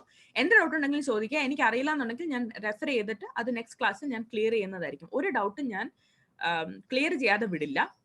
ബട്ട് എല്ലാ കാര്യങ്ങളും എനിക്ക് അറിയണം എന്നില്ല, അത് ഞാൻ ആദ്യമേ പറയാം. മാക്സിമം ഞാൻ ശ്രമിക്കും ക്ലിയർ ചെയ്ത് തരാനായിട്ട്. ഓക്കെ, അപ്പൊ ഇത്രയായി. ഇനി നമുക്ക് പതുക്കെ സ്റ്റാർട്ട് ചെയ്യാം. നമുക്ക് 2 മണിക്കൂർ സെഷനാണ്. ഇപ്പൊ ഏകദേശം ഹാഫ് ആൻ അവർ കംപ്ലീറ്റ് ചെയ്തു. നമുക്ക് പതുക്കെ സ്റ്റാർട്ട് ചെയ്യാം. Will start with arrival. Okay, ഇവരൊക്കെ എന്തിന് ഇങ്ങോട്ട് വന്നു എന്നുള്ളത് തന്നെയാണ് നമ്മൾ ആദ്യം പഠിക്കാൻ പോകുന്നത്. സോ ഈ ക്രോണോളജിയിൽ അശ്വിൻ കയറ്റി ഒരു വര വരച്ചിട്ടുണ്ട്. എന്തിനാണെന്ന് എനിക്ക് മനസ്സിലാവുന്നില്ല.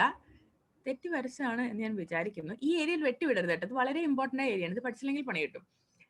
Okay, Portuguese, Dutch, Danish, French, English. ഇവരുടെ ക്രോണോളജിയിൽ ഒരു ചെറിയ കൺഫ്യൂഷൻ ഉണ്ട്. ആദ്യം വന്നത് പോർച്ചുഗീസ് ആണ്, പക്ക. 1498 പോർച്ചുഗീസ് വന്നത്. ആദ്യം വരികയും അവസാനം ലീവ് ചെയ്യുകയും ചെയ്ത് പോർച്ചുഗീസ് ആണ്. 1498 വന്നു.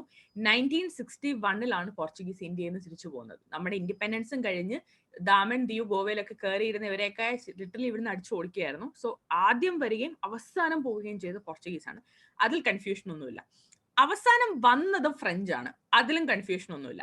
ഇനി ഇടയിൽ ചെറിയൊരു പ്രശ്നമുള്ളത്, ഡച്ച് ആണോ ഇംഗ്ലീഷ് ആണോ സെക്കൻഡ് വന്നതെന്നൊരു പൊതുവേ ഒരു തർക്കമുണ്ട്. കാരണം 1602, 1600 എന്നൊക്കെ പറഞ്ഞാൽ നമ്മൾ ഹിസ്റ്റോറിക്കൽ റെക്കോർഡ്സ് എന്ന് പറയുന്ന കാര്യങ്ങളാണ്.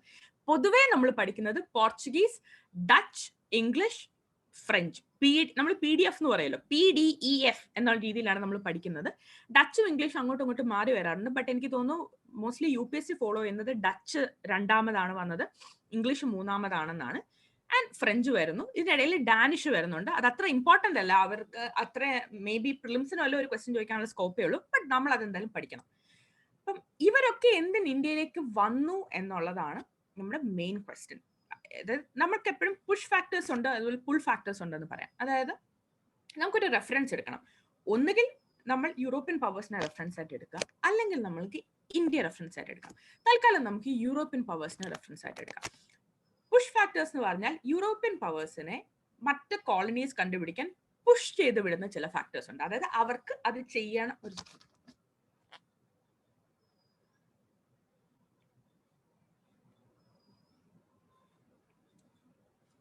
അവർക്ക് അത് ചെയ്യണം എന്ന് അവരെ പുഷ് ചെയ്ത് വിടുന്ന ചില ഫാക്ടേഴ്സ് ഉണ്ട്, നമ്മൾ പുഷ് ഫാക്ടേഴ്സ് എന്ന് വിളിക്കും.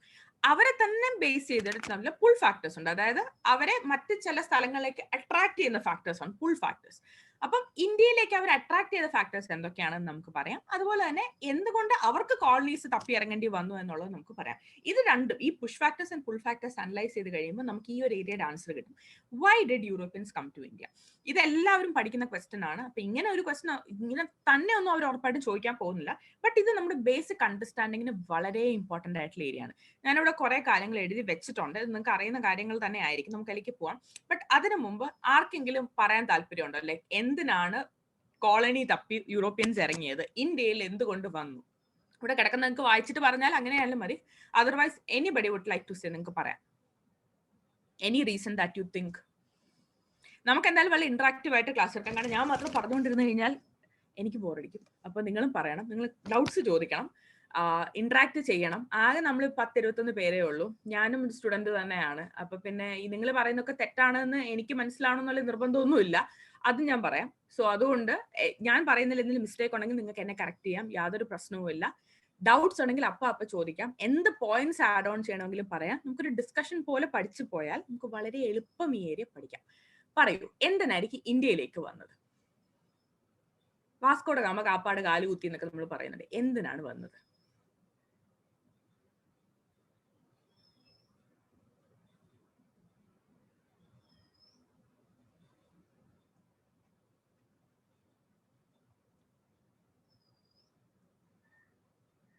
എന്തിനായിരിക്കും വന്നത്? വാണിജ്യപരമായ ആവശ്യങ്ങൾ. ഒന്നുകൂടി പറയാമോ? വാണിജ്യപരമായ ആവശ്യങ്ങൾക്കാണ്. ട്രേഡ്. സിനിമയുടെ പേര് ഞാൻ മറന്നു പോയല്ലോ. ആ സിനിമയുടെ തുടക്കത്തിൽ കൃത്യമായിട്ട് കാണിക്കുന്നുണ്ടല്ലോ ഗാമ വന്നത്. സിനിമയുടെ പേര് മറന്നല്ലോ. പൃഥ്വിരാജിന്റെ സിനിമ ഉറുമി. ഉറുമി കണ്ടിട്ടുള്ള ആൾക്കാർക്ക് കുറച്ച് ഇൻട്രൊഡക്ഷനിൽ കുറച്ച് കാണിക്കുന്നുണ്ട്. ജാമറിനെ കാണാൻ വരുന്ന കുറച്ച് കാര്യങ്ങൾ കാണിക്കുന്നുണ്ട്. നമ്മൾ കേരള ഹിസ്റ്ററി, ഇപ്പൊ കേരള അഡ്മിനിസ്ട്രേറ്റീവ് സർവീസിനൊക്കെ നിങ്ങൾ പ്രിപ്പയർ ചെയ്തിട്ടുള്ള ആൾക്കാരാണെങ്കിൽ കേരള ഹിസ്റ്ററിയിൽ നമ്മൾ വ്യക്തമായിട്ട് പഠിക്കുന്നുണ്ട് ഗാമ വന്നതിനെ കുറിച്ചൊക്കെ. സോ വാണിജ്യപരമായ ആവശ്യങ്ങൾക്ക്, ട്രേഡിന് വേണ്ടി തന്നെയാണ് ഇവർ വന്നത്. അപ്പൊ എന്തുകൊണ്ട് ഇവർ വന്നു? അപ്പൊ നമുക്ക് ആദ്യം അവർക്ക് എന്തുകൊണ്ട് കോളനീസ് വേണമായിരുന്നു എന്നുള്ളത് നോക്കാം. ഇൻഡസ്ട്രിയൽ റെവല്യൂഷൻ നമ്മൾ എല്ലാവരും കേട്ടിട്ടുള്ള കാര്യം തന്നെയാണ്. അതായത് ഹാൻഡ് മെയ്ഡ് ഗുഡ്സിൽ നിന്നും മെഷീൻ മെയ്ഡ് ഗുഡ്സിലേക്ക്, ഫാക്ടറി മെയ്ഡ് ഗുഡ്സിലേക്ക്, അതായത് മാസ് പ്രൊഡ്യൂസ് ഗുഡ്സിലേക്ക് മാറിയപ്പോൾ യൂറോപ്യൻ ഫോഴ്സസ് ദേ നീഡഡ് മോർ കോളനീസ്. അവർക്ക് അവിടെ സാധനങ്ങൾ വിൽക്കാനുള്ള കോളനീസ് കൂടുതലായി വേണമായിരുന്നു.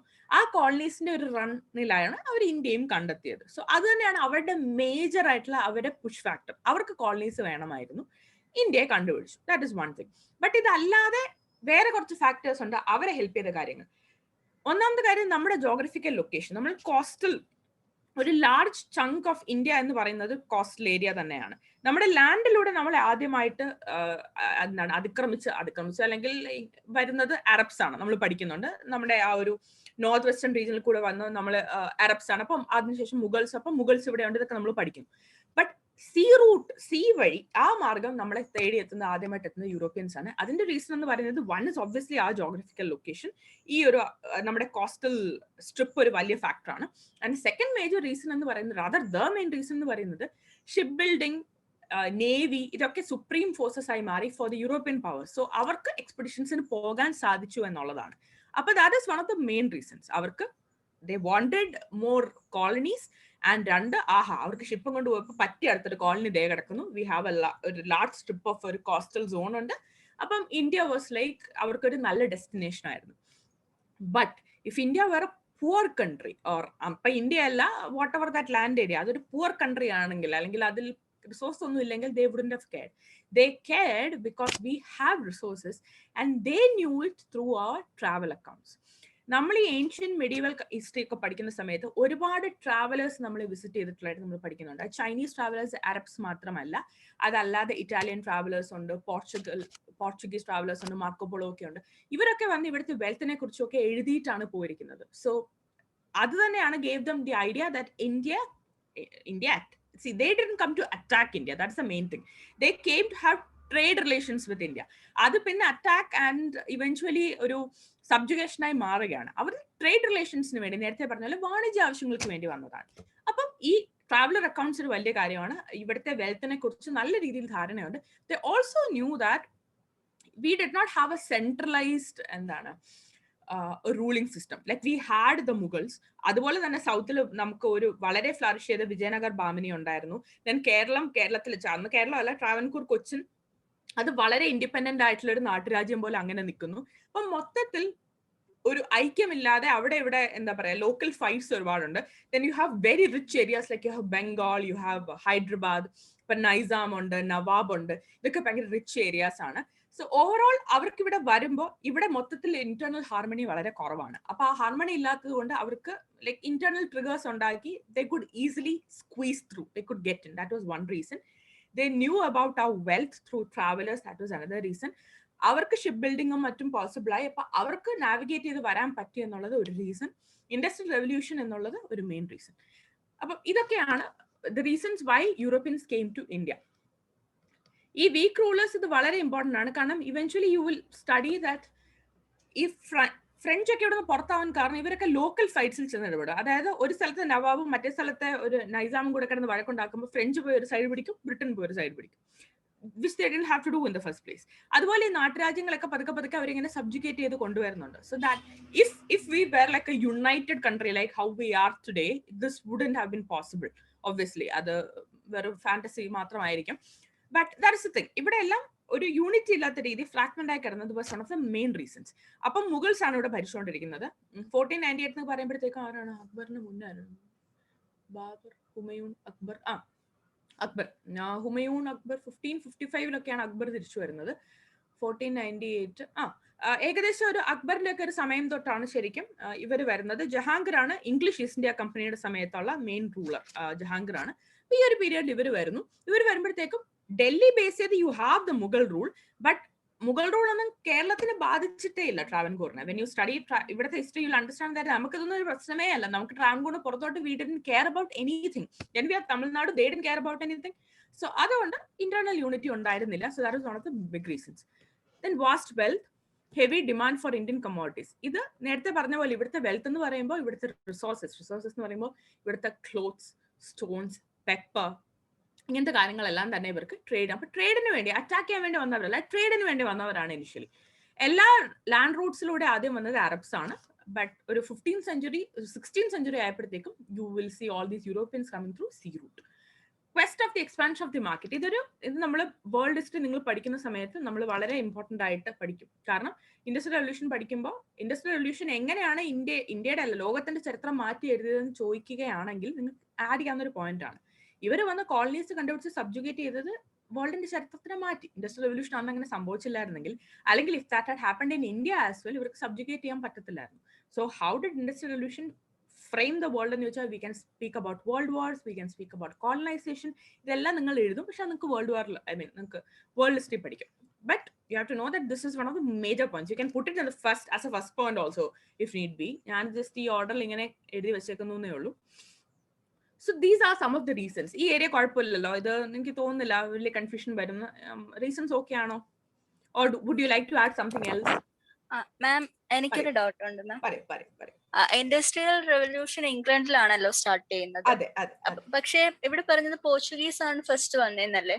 അതെ. അപ്പോ റിനൈസൻസ് അല്ലേ അപ്പൊ കാരണം? എക്സാക്ട് റീസൺ എന്ന് പറയുന്നത്? സോ ഇൻഡസ്ട്രിയൽ റെവല്യൂഷൻ വന്നു കഴിഞ്ഞപ്പോഴാണ് കോളനീസിന് വേണ്ടി, അതായത് കോളനീസിന് വേണ്ടിയിട്ടുള്ള ഫൈറ്റ് തുടങ്ങുന്നത് ഇംഗ്ലീഷുകാർ വന്നതിന് ശേഷമാണ്. ഇപ്പൊ പോർച്ചുഗീസ് വന്നു, ഡച്ച് വന്നു. They weren't per se fighting. They were like Dutch was mostly in south ഇന്ത്യയിൽ ഇങ്ങനെ ഇരിക്കുന്നു. Then Portuguese was here. അവർ കൊച്ചി ആദ്യം ഫോക്കസ് ചെയ്തു, then went to Goa. But ഇംഗ്ലീഷുകാർ വന്നതിന് ശേഷമാണ് you actually start to see the fight that is happening between the countries for colonies. ഡച്ചുകാരെ തിരിച്ച് ഇന്തോനേഷ്യയിലേക്ക് പറഞ്ഞു വിടുന്നുണ്ട്. They are sealing a deal with Dutch saying that you go to Indonesia, India ഞങ്ങൾക്ക് തന്നിട്ട് നിങ്ങൾ ഇന്തോനേഷ്യക്ക് പൊക്കോ എന്ന് പറയുന്നുണ്ട്. So you will see the fight once English starts to take over എന്നാണ് നമ്മൾ, അങ്ങനെയാണ് നമ്മുടെ കോൺസെപ്റ്റ്. ഓക്കെ. സോ അത് അങ്ങനെയാണ് നമ്മൾ പൊതുവെ പറയുക. നമ്മളെപ്പോഴും പറയും വേൾഡ് വാർ 1 റീസൺ എന്ന് പറയുന്നത് കോളനീസിന് വേണ്ടിയിട്ടുള്ള ഹണ്ട് ആയിരുന്നു. വേൾഡ് വാർ 1 ജർമ്മനി സഫർ ചെയ്തത് കൊണ്ട് വേൾഡ് വാർ 2 നടന്നു.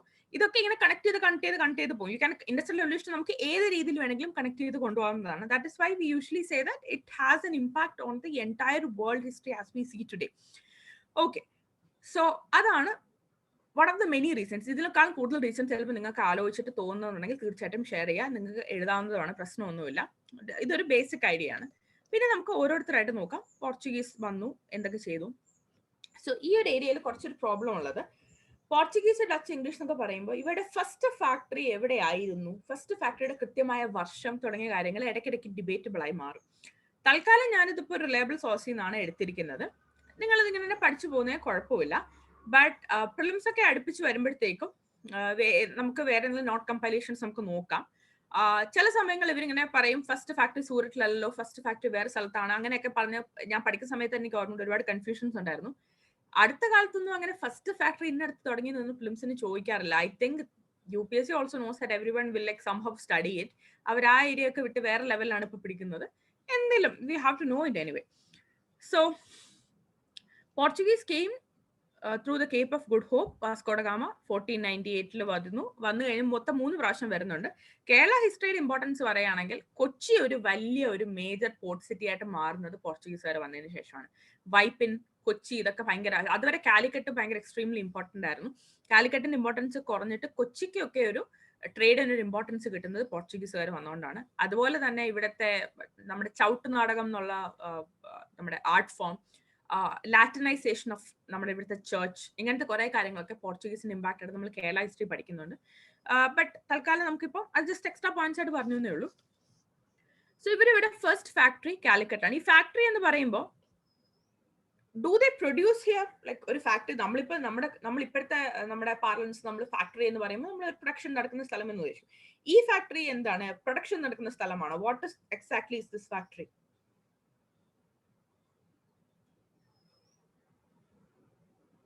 എന്തായിരിക്കും? പോർച്ചുഗീസ് ഫാക്ടറി തുടങ്ങി, ഡച്ച് തുടങ്ങി നമ്മൾ പഠിക്കും. What is this factory?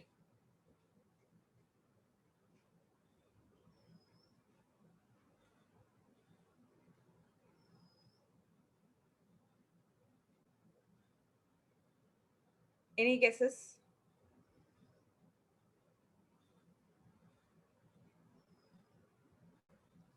Spices trade ചെയ്യാൻ വേണ്ടിയിട്ടാണോ? അതെ, ട്രേഡ് ചെയ്യാൻ വേണ്ടിയിട്ടാണ്. അപ്പൊ ഫാക്ടറിയിൽ എന്തായിരിക്കും ചെയ്യുക?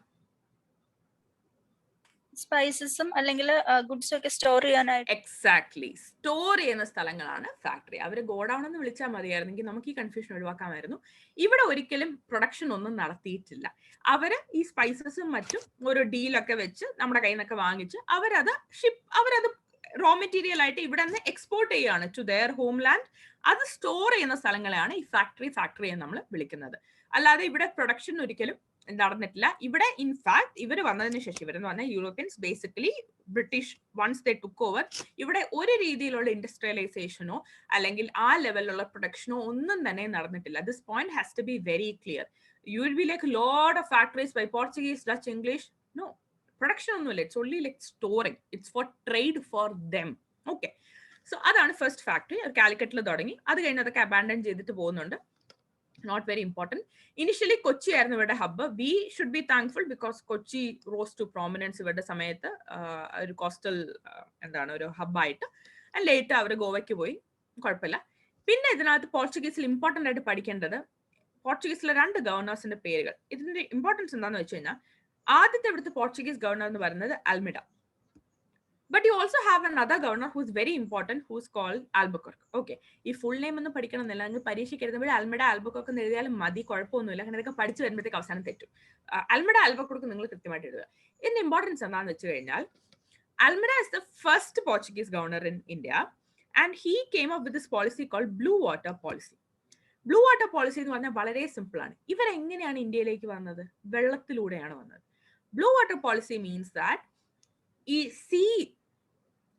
ുള്ള ഇവരുടെ ഇവരുടെ ഇമ്പാക്ട് സ്ട്രോങ്ങർ ആക്കണം എന്നുള്ളത്. അതായത് കൂടുതൽ നേവൽ സുപ്രീമസി വേണം. ബ്ലൂ വാട്ടർ, വെള്ളത്തിൽ കൂടുതൽ ഇപ്പം ലാൻഡിൽ കയറി കുറെ ഫോർട്ടൊന്നും പണിയല്ല, വെള്ളത്തിൽ അവരുടെ സുപ്രീമസി സ്ട്രോങ് ആക്കണം എന്നുള്ള ബ്ലൂ വാട്ടർ പോളിസി കൊണ്ടുവന്ന അൽമിഡയാണ്. Almeida is the first Portuguese governor in India. Question: Portuguese സാമ്രാജ്യത്തിന്റെ അടിത്തറ പാകിയതാരും, who consolidated the power of Portuguese in India എന്നായിരിക്കും ക്വസ്റ്റ്യൻ. അത് ഫസ്റ്റ് ഗവർണർ അല്ല, that is our man Albuquerque. അവിടെയാണ് പ്രോബ്ലം വരുന്നത്. ഓക്കെ, പറയൂ. ആരോ മൈക്ക് ഓൺ ചെയ്തല്ലോ, പറയൂ. ഓക്കെ, മൈക്ക് ഓഫ് ചെയ്തു. ശരി, ഞാനൊരു ഡൗട്ട് നിങ്ങൾ ചോദിക്കുന്നേ വിചാരിച്ചു. കുഴപ്പമില്ല, പോട്ടെ. ഓക്കെ, അപ്പൊ ആൽമഡ ആണ് first. But Almeida is not the one who consolidated power. Almeida വെള്ളത്തിൽ ചുറ്റി നടന്ന ആളാണ്, blue water policy. Then we have Albuquerque. Albuquerque is the one who consolidated power.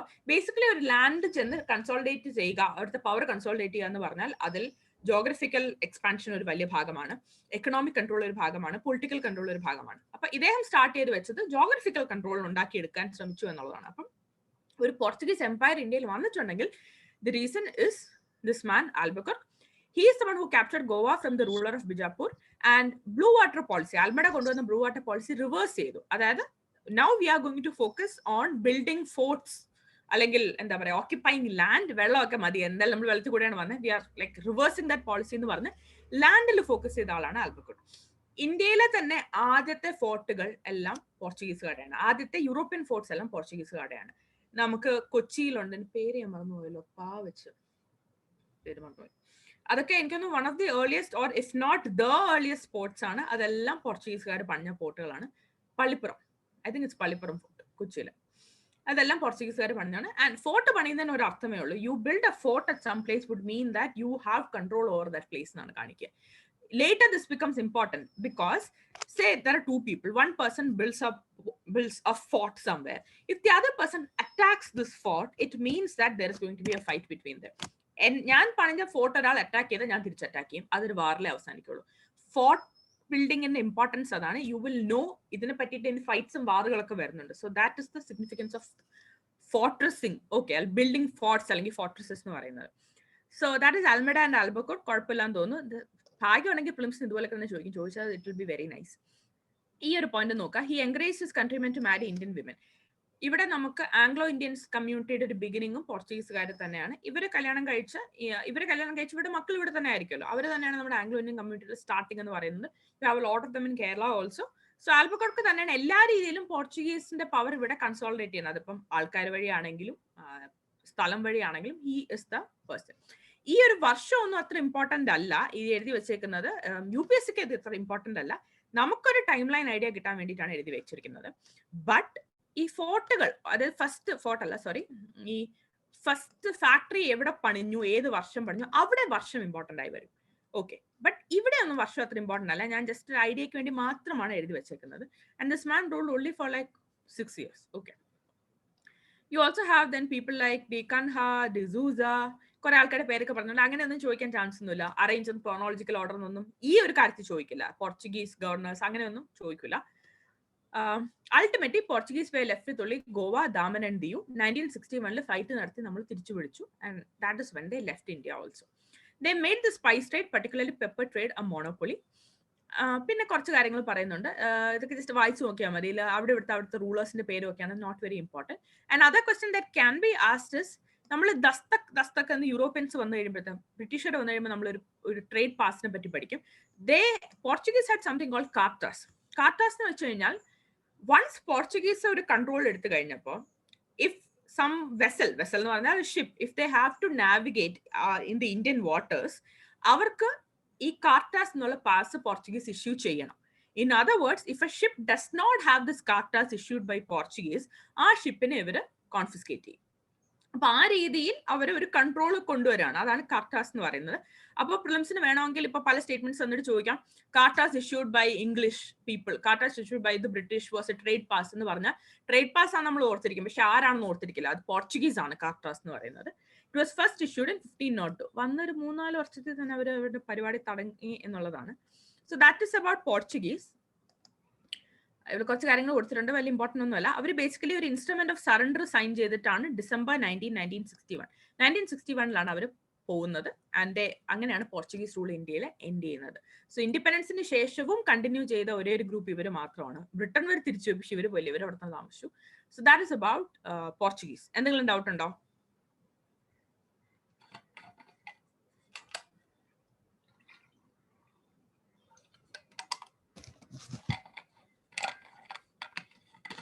Doubts doubt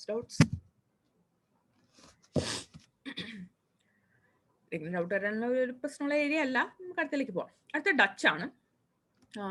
ഡച്ചും Kerala ഹിസ്റ്ററിയിൽ വളരെ ഇമ്പോർട്ടന്റ് ആണ്. കൊളച്ചൽ യുദ്ധം എന്ന് കേട്ടിട്ടുണ്ടോ? മാർത്താണ്ഡവർമ്മ കൊളച്ചൽ യുദ്ധം കേട്ടിട്ടുണ്ടോ ആരെങ്കിലും? ഉണ്ട് മാം, കേട്ടിട്ടുണ്ട്. ഉണ്ടല്ലോ, എന്തായിരുന്നു ഓർമ്മയുണ്ടോ? അതറിയത്തില്ല.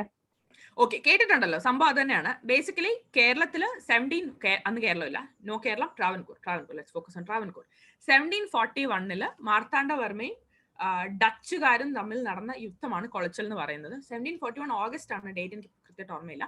ബേസിക്കലി ഈ ഒരു യുദ്ധം is very important because for the first time you see an Indian ruler defeating a European power. Okay, 1741 ആണ്. അതാണ് കൊളച്ചൽ യുദ്ധം. നമുക്കൊരു ഇമ്പോർട്ടൻസ് വരുന്ന കാരണം എന്ന് പറഞ്ഞാൽ ഡച്ച് ബേസിക്കലി സൗത്ത് ഇന്ത്യയിലാണ് അവർക്ക് സ്ട്രോങ് ഹോൾഡ് ഉണ്ടായിരുന്നത്. ഈ ഒരു യുദ്ധത്തോടെ അതങ്ങ് മാറുകയാണ്. Literally Marthanda Varma was telling Dutch do not ever interfere in our business എന്ന് പറയുന്നുണ്ട്. സോ ഈ ഒരു war is very important for Dutch. ഇവരുടെ ഒരു ഫോളിന് വളരെ കാരണമായ ഒരു വാറാണ്. ഞാനത് ഇവിടെ നോട്ട്സിൽ ഞാൻ ചിലപ്പോൾ ബാറ്റിൽ ഓഫ് കൊളച്ചിലുണ്ട്. ഓക്കെ, അത് വളരെ ഇമ്പോർട്ടൻ്റ് ആണ്. 1741 നമുക്ക് വളരെ പ്രൗഡ് ആയിട്ടുള്ള ഒരു കാര്യമാണ്. നമ്മൾ കേരള ഹിസ്റ്ററി പഠിക്കുമ്പോൾ നമ്മൾ പഠിക്കും. സോ ഡച്ചും ഡെയിൻസും നമ്മൾ തെറ്റിപ്പോയത്. ഡച്ച് നെതർലൻഡും ഡെയിൻസ് അല്ലെങ്കിൽ ഡാനിഷ് ഡെൻമാർക്കും ആണ്. അപ്പൊ ക്വസ്റ്റ്യൻ പേപ്പർ കാണുമ്പോൾ ഡച്ച് ആണോ ഡാനിഷ് ആണോ എന്ന് വ്യക്തമായി വായിച്ചിട്ട് മാത്രം പ്രൊസീഡ് ചെയ്യുക. ഡി എന്ന് കണ്ടിട്ട് നമ്മൾ പെട്ടെന്ന് എക്സൈറ്റഡ് ആയിട്ട് നമ്മൾ ആൻസർ ചെയ്യാൻ പാടില്ല. അനുഭവം ഗുരു. In 1602 United East India company of Netherlands was formed and given permission by the Dutch government. വേറൊരു കാര്യം ശ്രദ്ധിക്കുക, ഡച്ച് അതിനുശേഷം വന്ന ഫ്രഞ്ച്, ഇവരുടെ ഒക്കെ ഈ കമ്പനീസ്, ഈസ്റ്റ് ഇന്ത്യ കമ്പനി എന്ന് പറയുന്നത് നമ്മൾ എപ്പോഴും ഈസ്റ്റ് ഇന്ത്യ കമ്പനി എന്ന് പറയുന്നത് നമ്മൾ എപ്പോഴും ഉദ്ദേശിക്കുന്നത് ബ്രിട്ടീഷ് കമ്പനിയാണ്. അങ്ങനെയല്ല. ബ്രിട്ടീഷ് കമ്പനിയും ഒരു ഈസ്റ്റ് ഇന്ത്യ കമ്പനിയാണ്, ഇതും ഒരു ഈസ്റ്റ് ഇന്ത്യ കമ്പനിയാണ്. ഡച്ചിനും ഫ്രഞ്ചിനും ഒക്കെ അവരുടെ ഗവൺമെന്റിന്റെ കൺട്രോൾ ഭയങ്കര കൂടുതലായിരുന്നു on this company. The company of traders who were here, it was controlled by the government. But ഇംഗ്ലീഷുകാർക്ക്, അതായത് ബ്രിട്ടീഷുകാർക്ക് ഈ കമ്പനി പ്രൈവറ്റ് ഓൺഡ് ആണ്. അപ്പൊ ഇവർക്ക് അവിടുത്തെ ഗവൺമെന്റിന്റെ കൺട്രോൾ വരുന്നില്ല, which meant that they had a higher level of autonomy. Later when we study French versus English, one of the main reasons for English success എന്ന് പറയുന്നത് ഫ്രഞ്ചിന് for every decision that they have to take they needed the permission of the government. whereas for the English they did not. കമ്പനിക്ക് തീരുമാനം എടുക്കാമായിരുന്നു. ആ ഒരു level of autonomy had help them so much. Or in other words, government interference was much less when it came to English East India Company. Whereas for Dutch or for French അത് വളരെ കൂടുതലായിരുന്നു. ഇത് നിങ്ങൾ ഓർത്തിരിക്കേണ്ട point ആണ്. അപ്പോൾ 1602 Dutch വരുന്നു. ഇവര് ഏഷ്യയിലോട്ട് വരുമ്പോൾ ഇവർക്ക് ഇന്ത്യ ഇന്തോനേഷ്യ ഉണ്ട്, രണ്ടിടത്ത് ഇവർക്ക് ഒരുപോലെ താല്പര്യമുണ്ട്. ഒരു പെർമനന്റ് ട്രേഡിംഗ് പോസ്റ്റ് ഇന്തോനേഷ്യയിലും ഉണ്ട്. അത് കഴിഞ്ഞ് ഒരു പതുക്കെ ഇന്ത്യയിലോട്ട് വരുന്നുണ്ട്. ഇവിടെ മച്ചിലിപട്ടണം എന്ന് പറഞ്ഞ് സൗത്ത് ഇന്ത്യയിൽ 1605 അവരവിടെ ഫസ്റ്റ് ഫാക്ടറി സ്റ്റാർട്ട് ചെയ്യുന്നു. സോ 1602 വരുന്നു to Asia, but that was in Indonesia. ഇങ്ങോട്ട് വരുന്നത് ഏകദേശം 1605 ആണ്. Then they also have factories in Pulicat, Surat, Chinsura. Basically Dutch focus ചെയ്തിരുന്നത് സൗത്ത് ഇന്ത്യയിലാണെന്ന് നമുക്ക് ഓർക്കാം, but they did have post in north also, but mostly south India. മസിലിപട്ടണത്തിൽ വരുന്നു, ആന്ധ്രാപ്രദേശിലാണ്. അങ്ങനെ കുറച്ച് കാര്യങ്ങളൊക്കെ വരുന്നു. They are establishing the foothold in south India.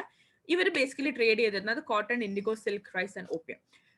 Kerala history പഠിക്കുമ്പോൾ നമ്മൾ പഠിക്കുന്ന ഒരു കാര്യമുണ്ട്, ഡച്ച് എല്ലാം കൂടെ ഒരു 10-200 കൊല്ലം ഇവിടെ ഉണ്ടായിരുന്നുള്ളൂ. And unlike Portuguese, they did not interfere in the socio religious life of the people here. Portuguese is notorious to have caused the church division in Kerala. ഇവിടുത്തെ ക്രിസ്തീയ സഭയൊക്കെ രണ്ടായിട്ട് അടിച്ചു പിരിയാനൊക്കെ ഉള്ള കാരണം പോർച്ചുഗീസ് ആണ് നമ്മൾ പഠിക്കുന്നുണ്ട്. They also encouraged a lot of Latinization of church, conversions, etc. But ഡച്ചുകാർ ഇത് ചെയ്തിരുന്നില്ല. Dutch were more benevolent in their nature. അവർ മോസ്റ്റ്ലി ഫോക്കസ് ചെയ്തിരുന്ന ട്രേഡിൽ മാത്രമാണ്. അവർ ഈ പറഞ്ഞ പോലെ ഇന്റർ മാരേജസോ അങ്ങനെയുള്ള കാര്യങ്ങളൊന്നും തന്നെ ഫോക്കസ് ചെയ്തിരുന്നില്ല.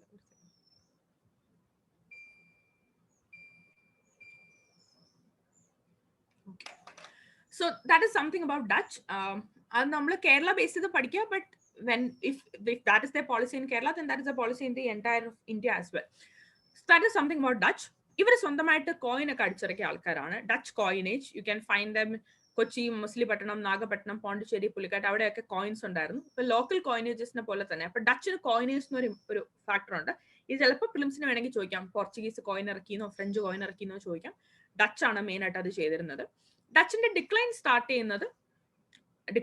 ചെയ്യുന്നതല്ല, ഏകദേശം കൾമിനേറ്റ് ചെയ്യുന്നത് 1741 കൊളച്ചൽ യുദ്ധത്തിൽ തന്നെയാണ്. where Dutch East India Company and the state of Travancore army. It was a major defeat for a European power and marked the beginning of the end of Dutch influence. മൊത്തം 1825 വരെയൊക്കെ അവർ ഇവിടെ ഉണ്ടായിരുന്നുള്ളൂ. Basically അവസാനം അവരിവിടെ they had an agreement with English. അവർ അവസാനം ഇന്തോനേഷ്യയിലേക്ക് പോയി, ഇന്ത്യയൊക്കെ വിട്ടുകൊടുത്തിട്ട് മറ്റേ പാലമരത്തിലേക്ക് പൊക്കളന്ന് പറഞ്ഞാൽ അവർ ഇന്തോനേഷ്യയിലേക്ക് പോയി ആൻഡ് ഇന്ത്യ അവർ ദേ ലെഫ്റ്റ് ഫ്രീ. അപ്പൊ വലിയ വാർ ഒന്നും നടന്നില്ല, ട്രീറ്റി ഒക്കെ സൈൻ ചെയ്തിട്ട് they just left. But that is not the case with French. ഫ്രഞ്ചുമായിട്ട് ഫുൾ ഫൈറ്റ് ആണ്. We have 4 major wars to study as well. അപ്പൊ അടുത്തത് വരുന്നത് നമ്മുടെ ആൾക്കാരാണ്, ബ്രിട്ടീഷ് ഈസ്റ്റ് ഇന്ത്യ കമ്പനി. അപ്പം ഞാൻ പറഞ്ഞു ഡച്ച് ആണോ ഇവരാണോ ആദ്യം വന്നത് കൺഫ്യൂഷൻ ഉണ്ട്. Let's just go with Portuguese, Dutch, English for now. So 1600 ആണ് നമ്മുടെ ഇമ്പോർട്ടന്റ് ഇയർ എന്ന് പറയുന്നത്. So we have 2 people to remember, William Hawkins and sir Thomas Roe. Again ഇതൊക്കെ പ്രിലിംസിന് ചോദിക്കാനേ ചാൻസ് ഉള്ളത്, മെയിൻസിന് ചോദിക്കില്ല. വില്യം ഹോക്കിൻസ് ആദ്യം വന്നു, അത് കഴിഞ്ഞിട്ട് കമ്പനി എസ്റ്റാബ്ലിഷ് ചെയ്യാനുള്ള ഒരു ഫാക്ടറി എസ്റ്റാബ്ലിഷ് ചെയ്യാനുള്ള റൈറ്റ് കിട്ടുന്നത് തോമസ് റോയ്ക്കാണ്. ജഹാംഗീറിന്റെ കാലഘട്ടത്തിലാണ്. അപ്പൊ Jahangir, William Hawkins, Thomas raw, 1600 ഈ വർഷങ്ങളും കാര്യങ്ങളും ഒന്ന് ജസ്റ്റ് സ്റ്റോറി പോലെ ഓർത്തിരിക്കുക. ഇതൊരു ജോയിന്റ് സ്റ്റോക്ക് കമ്പനി ആയിരുന്നു, company of merchants of London trading in to the East Indies. അത് ശ്രദ്ധിക്കേണ്ട കാര്യം ഞാൻ നേരത്തെ പറഞ്ഞ പോലെ അണ്ടർ ദ ഈസ്റ്റ് ഇന്ത്യ അല്ല, I mean under the British government അല്ല, ആ കമ്പനി ഓഫ് മെർച്ചന്റ്സ് മാത്രമാണ്. And initially it was open, അപ്പൊ ഇവിടെ വന്ന് ട്രേഡ് ചെയ്തുകൊണ്ടിരുന്നപ്പോൾ അത് was open only to the people in England, അങ്ങനെയായിരുന്നു. And that was a private company as well. ഇത് കഴിഞ്ഞിട്ട് ഇവരിപ്പോ വന്നത് ട്രേഡിങ്ങിനാണ്. ഫ്രം 1600 to 1757 അല്ലെങ്കിൽ ലെറ്റ്സ് സേ ഫ്രം 1600 to ഏകദേശം ഒരു 1764 you see one form where they are trading mostly. They are our trading partners, they're trading with us, etc. They're taking the raw materials and all. Then from 1764 we have this battle called Battle of Buxar. 57 you have Plassey and 64 Battle of Buxar. From then on to 1813 vare you see full economic control over India. ഒരു കൺട്രിയുടെ പുറത്ത് economic control വരിക എന്ന് പറഞ്ഞാൽ അതിനർത്ഥം എന്ന് പറയുന്നത് ആ കൺട്രിയുടെ പുറത്ത് പൊളിറ്റിക്കൽ കൺട്രോൾ ഉണ്ടെന്നുള്ളതാണ്. ബംഗാൾ, ബീഹാർ, ഒറീസ തുടങ്ങിയിട്ടുള്ള വളരെ റിച്ച് ആയിട്ടുള്ള ഏരിയാസിന്റെ പുറത്ത് they get complete control through these wars, with which they established control over India as well. And then they brought about their own form of land revenue tax collection. അത് നിങ്ങൾ ഉറപ്പായിട്ടും കേട്ടിട്ടുണ്ടാവും. Zamindari, Mahalwari, ryotwari system നമ്മൾ detail ആയിട്ട് പഠിക്കും. അതുപോലെ തന്നെ land annexation was also another major thing. Terms like doctrine of lapse, subsidiary alliance, ഇതൊക്കെ നിങ്ങൾ ഇനി ഒരുപാട് കേൾക്കുന്ന ടേംസ് ആണ്. ഇങ്ങനെയുള്ള കുറെ എന്താ പറയാ കുറെ പോളിസീസിലൂടെ they consolidated power in India. Sorry, ഈ ഒരു ചാൻസ് ഇവര് പോർച്ചുഗീസ് ചെയ്തില്ല, ഈ ഒരു ചാൻസ് ഫ്രഞ്ചിന് കൊടുത്തില്ല. French would have wanted to do it, but they fought the Carnatic Wars with French, and by 1790 അല്ലല്ലോ sorry വർഷം എനിക്ക് പറഞ്ഞു 1800s ആണെന്ന് തോന്നുന്നു, ഫ്രഞ്ചിനെ they're also kicking out French as well, and eventually they become the എന്താ പറയുക the ultimate colonizer of India. അങ്ങനെയാണ് British east India കമ്പനിയുടെ ഒരു ഫ്ലോ എന്ന് പറയുന്നത്. We will study that. So ഇവർക്ക് ബേസിക്കലി ഇത് കണ്ടോ, later the established political power. ഇത് ലേറ്റർ എന്ന് പറയുന്നത് ഒരു 1700s തുടക്കത്തൊക്കെ ഒരു കാര്യമാണ് പറയുന്നത്, അല്ലെങ്കിൽ late 1600s. They compel the Mughals to allow them a free hand in trade and keep the rival Europeans out. ഈ റൈവൽ യൂറോപ്യൻ എന്ന് പറയുമ്പോൾ പോർച്ചുഗീസ്, ഡച്ച്, ഇനി വരാനിരിക്കുന്നവരാരും വരാൻ പാടില്ല. ഈ സമയമൊക്കെ ആയപ്പോഴത്തേക്കും ഫ്രഞ്ചും എത്തിക്കഴിഞ്ഞു. സോ ദേ വാണ്ടഡ് ഒരു തരം മോണോപ്പൊളി വേണമായിരുന്നു ട്രേഡിൽ, and they are slowly starting to work in that direction as well. Then ഇതൊരു ഇമ്പോർട്ടന്റ് വേർഡ് ആണ് ഫർമാൻ എന്ന് പറയുന്നത്. ബേസിക്കലി ഫർമാൻ എന്ന് പറഞ്ഞാൽ ഒന്നുമില്ല, നമ്മൾ ഈ ഡിക്രി എന്ന് പറയുമല്ലോ, DECRE, അത് തന്നെയാണ് ബേസിക്കലി ഒരു കുറെ അനുവാദങ്ങൾ കൊടുക്കുക എന്നുള്ളത് തന്നെയാണ് ഫർമാൻ എന്നുള്ള വാക്ക്. So when you see this in the question paper, it basically means that Farrukhsiyar Mughal ruler ആയിരുന്നു. നമ്മൾ ലേറ്റർ മുഗൾസ് പഠിക്കുമ്പോൾ നമ്മളല്ല, നിങ്ങൾ മെഡീവൽ ഇന്ത്യ പഠിക്കുമ്പോൾ പഠിക്കും. അദ്ദേഹം confirm the privileges and granted a farman of 1691 and extended them from Deccan to Gujarat. Deccan എന്ന് പറഞ്ഞാൽ മഹാരാഷ്ട്ര ആ ഒരു ഏരിയ ആണ്. ആ ഒരു ഏരിയയിൽ ഒരു ഫർമാൻ കൊടുത്തിരുന്നു. So if you see the word farman, it means that എന്താ പറയാ a decree. ഓക്കെ, അത്രേ ഉള്ളൂ. there is nothing more about that word. പിന്നെ വരുന്നത് ഡാനിഷ് എറയാണ്. ഞാൻ നേരത്തെ പറഞ്ഞു ഡെൻമാർക്കാണ്. ഇവരെ കുറിച്ച് കാര്യമായിട്ടൊന്നും പഠിക്കാനില്ല. ഇവര് ട്രാങ്ക്യുബാർ, സെറംപൂർ ആൻഡ് നിക്കോബാർ ഐലൻഡ്സ്, ഇവരുടെ 3 ഏരിയാസ് ഈ ഏരിയാസ് ആണ്. ട്രാങ്ക്യുബാർ എന്ന് പറയുന്നത് തമിഴ്നാടാണ്, മയിലാടുംതുറൈ ഡിസ്ട്രിക്റ്റിലാണ് ട്രാങ്ക്യുബാർ. പിന്നെ വെസ്റ്റ് ബംഗാൾ, സെറംപൂർ ആൻഡ് നിക്കോബാർ ഐലൻഡ്സ്. ഇവരൊരു മൊത്തം ഒരു 10-200-300 പേര് വന്നു. എല്ലാം കൂടെ വന്ന് ഇവിടെ വന്ന അവസാനം എല്ലാ ആൾക്കാരും കൂടെ 3000 inhabitants maximum. They had a very secluded life. They did not interfere in ഇവിടുത്തെ life. They did not want to control trade. They were just here. They had their factories. അതിന് ചുറ്റും they had their people, the families and all. They just live there. അവർ ഒന്നിലും ഇടപെട്ടിട്ടില്ല, ഒന്നും ചെയ്തിട്ടില്ല. They mostly were in south India. ട്രാങ്ക്യുബാറിലാണ് അവർ mainly ഉണ്ടായിരുന്നത്. കുറച്ച് നാൾ കഴിയുമ്പോഴത്തേക്ക് അവരങ്ങ് പോയി. So they are not very important. നമ്മൾ ഹിസ്റ്ററി രീതി പഠിക്കുമ്പോഴത്തേക്കും they are not very important. Tranquebar had a strong global trade economy, attracted merchants, administrators, a large amount of textiles. Ivar basically Tranquebar എന്ന് പറഞ്ഞാൽ കൊറമാൻഡൽ കോസ്റ്റ് ആണ്. നമ്മുടെ ഏതാണ് ഇന്ത്യയുടെ eastern സൈഡിലുള്ള താഴത്തെ കോസ്റ്റ് ആണ് കൊറമാൻഡൽ കോസ്റ്റ് നമ്മൾ വിളിക്കുന്നത്. ആ കോസ്റ്റിന്റെ ഒരു കോസ്റ്റൽ സിറ്റി ആണ്. ടെക്സ്റ്റൈൽസ്, ബ്ലാക്ക് പെപ്പർ, ഇതൊക്കെ തന്നെയാണ് അവർക്ക് ബേസിക്കലി വേണ്ടിയിരുന്നത്. So they are not very important. അവർ ട്രാങ്കിബാർ വിറ്റിട്ട് പോവുകയാണ്. സെറാംപൂറും ഒക്കെ വിറ്റിട്ട് ദേ ജസ്റ്റ് വെന്റ്. സോ വലിയ ഇമ്പോർട്ടൻസ് ഒന്നുമില്ല, നമ്മൾ അധികം പഠിക്കുന്നില്ല ഡാനിഷിനെ കുറിച്ച്. So I think that is okay. But chronology arrange ചെയ്യാൻ ചോദിക്കുമ്പോൾ ഡാനിഷും കൂടെ ഉണ്ടെങ്കിൽ നമ്മൾ പഠിച്ചിട്ടില്ലെങ്കിൽ നമുക്ക് കൺഫ്യൂഷൻ വരും ഇവർ എപ്പോഴാണ് വന്നതെന്ന്. അതാണ് മെയിൻ ഇമ്പോർട്ടൻസ്. അടുത്ത start with French. But before that ഇത്രയും പറഞ്ഞാൽ എന്തെങ്കിലും ഡൗട്ട് ഉണ്ടോ? ഓക്കെ ആണോ?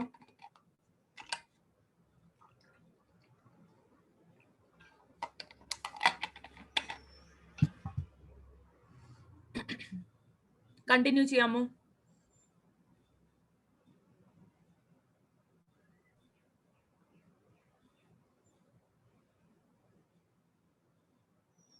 ഓക്കെ ആണെന്ന് വിചാരിക്കുന്നു. ആർക്കും ഡൗട്ട്സ് ഒന്നും ഇല്ലാന്ന് തോന്നുന്നു. മണി എത്രയായി? 6 അല്ലേ ആയിട്ടുള്ളൂ. കുഴപ്പമില്ല. ശരി, next is French. French important ആണ്, കാരണം നമുക്ക് ഫ്രഞ്ച് ആംഗ്ലോ ഫ്രഞ്ച് റൈവൽറി വളരെ ഇമ്പോർട്ടൻ്റ് ആണ്. ആൻഡ് ഫ്രഞ്ചുകാരെ എങ്ങനെ തുരുത്തി എന്നൊക്കെ ഉള്ളത് പഠിക്കണം. Last Europeans to come to India എന്ന് പറയുന്നത് ഫ്രഞ്ച് ആണ്. 1664 ആ പീരിയഡ് ആണ്. They establish a first factory in Surat and Masulipatnam. Surat, Masulipatnam, Bengal, Serampore areas, അവർക്കൊരു ഫോക്കസ് ഏരിയ ഉണ്ട്. അവർ റാൻഡം ആയിട്ട് വന്ന് എന്നാ പിന്നെ നമുക്ക് ഇന്നിവിടെ ടെന്റ് അടിക്കാം എന്ന രീതിയിലല്ല, അവർക്കൊരു ഫോക്കസ് ഏരിയ ഉണ്ട്. It could be a coastal town that offers connectivity. It could be a very rich place to start with. Mostly അവർ എടുക്കുന്ന സ്ഥലങ്ങളല്ലേ സൂറത്ത് ഗുജറാത്തിന്റെ, അല്ലെങ്കിൽ കൽക്കട്ട, ബംഗാൾ ആ സൈഡ്, കൊറമാൻഡൽ കോസ്റ്റ്, ട്രാവൻകൂർ. അപ്പൊ അങ്ങനെ കോസ്റ്റൽ ഏരിയാസ് തന്നെ നോക്കിയിട്ടാണ് അവർ ഇനിഷ്യലി ചെയ്തിരുന്നത്. ബട്ട് ലേറ്റർ ഓൺ അവര് എന്താണ് വെൻ അഗ്രികൾച്ചറിന്റെ പുറത്തേക്ക് ഒരു കൺട്രോൾ തുടങ്ങിയപ്പോഴത്തേക്ക്, അഗ്രികൾച്ചർ ഒന്നും എപ്പോഴും കോസ്റ്റൽ ഏരിയാസിലായിരിക്കല്ലോ നടക്കുക. You have places like Punjab and all. Then what happens is they start to build railways so that they can carry resources from the interior of the country to the coastal towns, and from there on അവർക്ക് trade ചെയ്യാം. So railways തുടങ്ങിയത് ഇന്ത്യക്കാരുടെ നന്മയ്ക്ക് വേണ്ടിയാണ് എന്നൊരു statement പ്ലിംസിനോ മെയിൻസിനോ വന്നാൽ that's not true. Once they started to focus on the resources from the interior parts of the country, they wanted some connectivity. അതിനു വേണ്ടിയിട്ടാണ് റോഡ്, റെയിൽവേ ഒക്കെ അവർ സ്റ്റാർട്ട് ചെയ്യുന്നത്. So this is the point which we will discuss later, but it's just something that we have to remember. Okay, so French വന്നു. Basically, French people were interested in Pondicherry, and you also have to know that the Mysorean kingdom എന്ന് പറയുന്ന Tipu and Tipu സുൽത്താന്റെ ഫാദറിന്റെ പേരെന്തായിരുന്നു? ആരെങ്കിലും പറയൂ? കേട്ടില്ലല്ലോ. Hyder Ali. Yes, Hyder Ali and Tipu Sultan അവർ ആലൈസ് ആയിരുന്നു ഫ്രഞ്ചിന്റെ. That is also അപ്പം ട്രാവൻകൂർ അവർ attack ചെയ്യുന്നതിനും കുറച്ച് കാര്യങ്ങൾ നമുക്ക് പഠിക്കാനുണ്ട്. So basically Pondicherry and their ties with the Mysorean kingdom.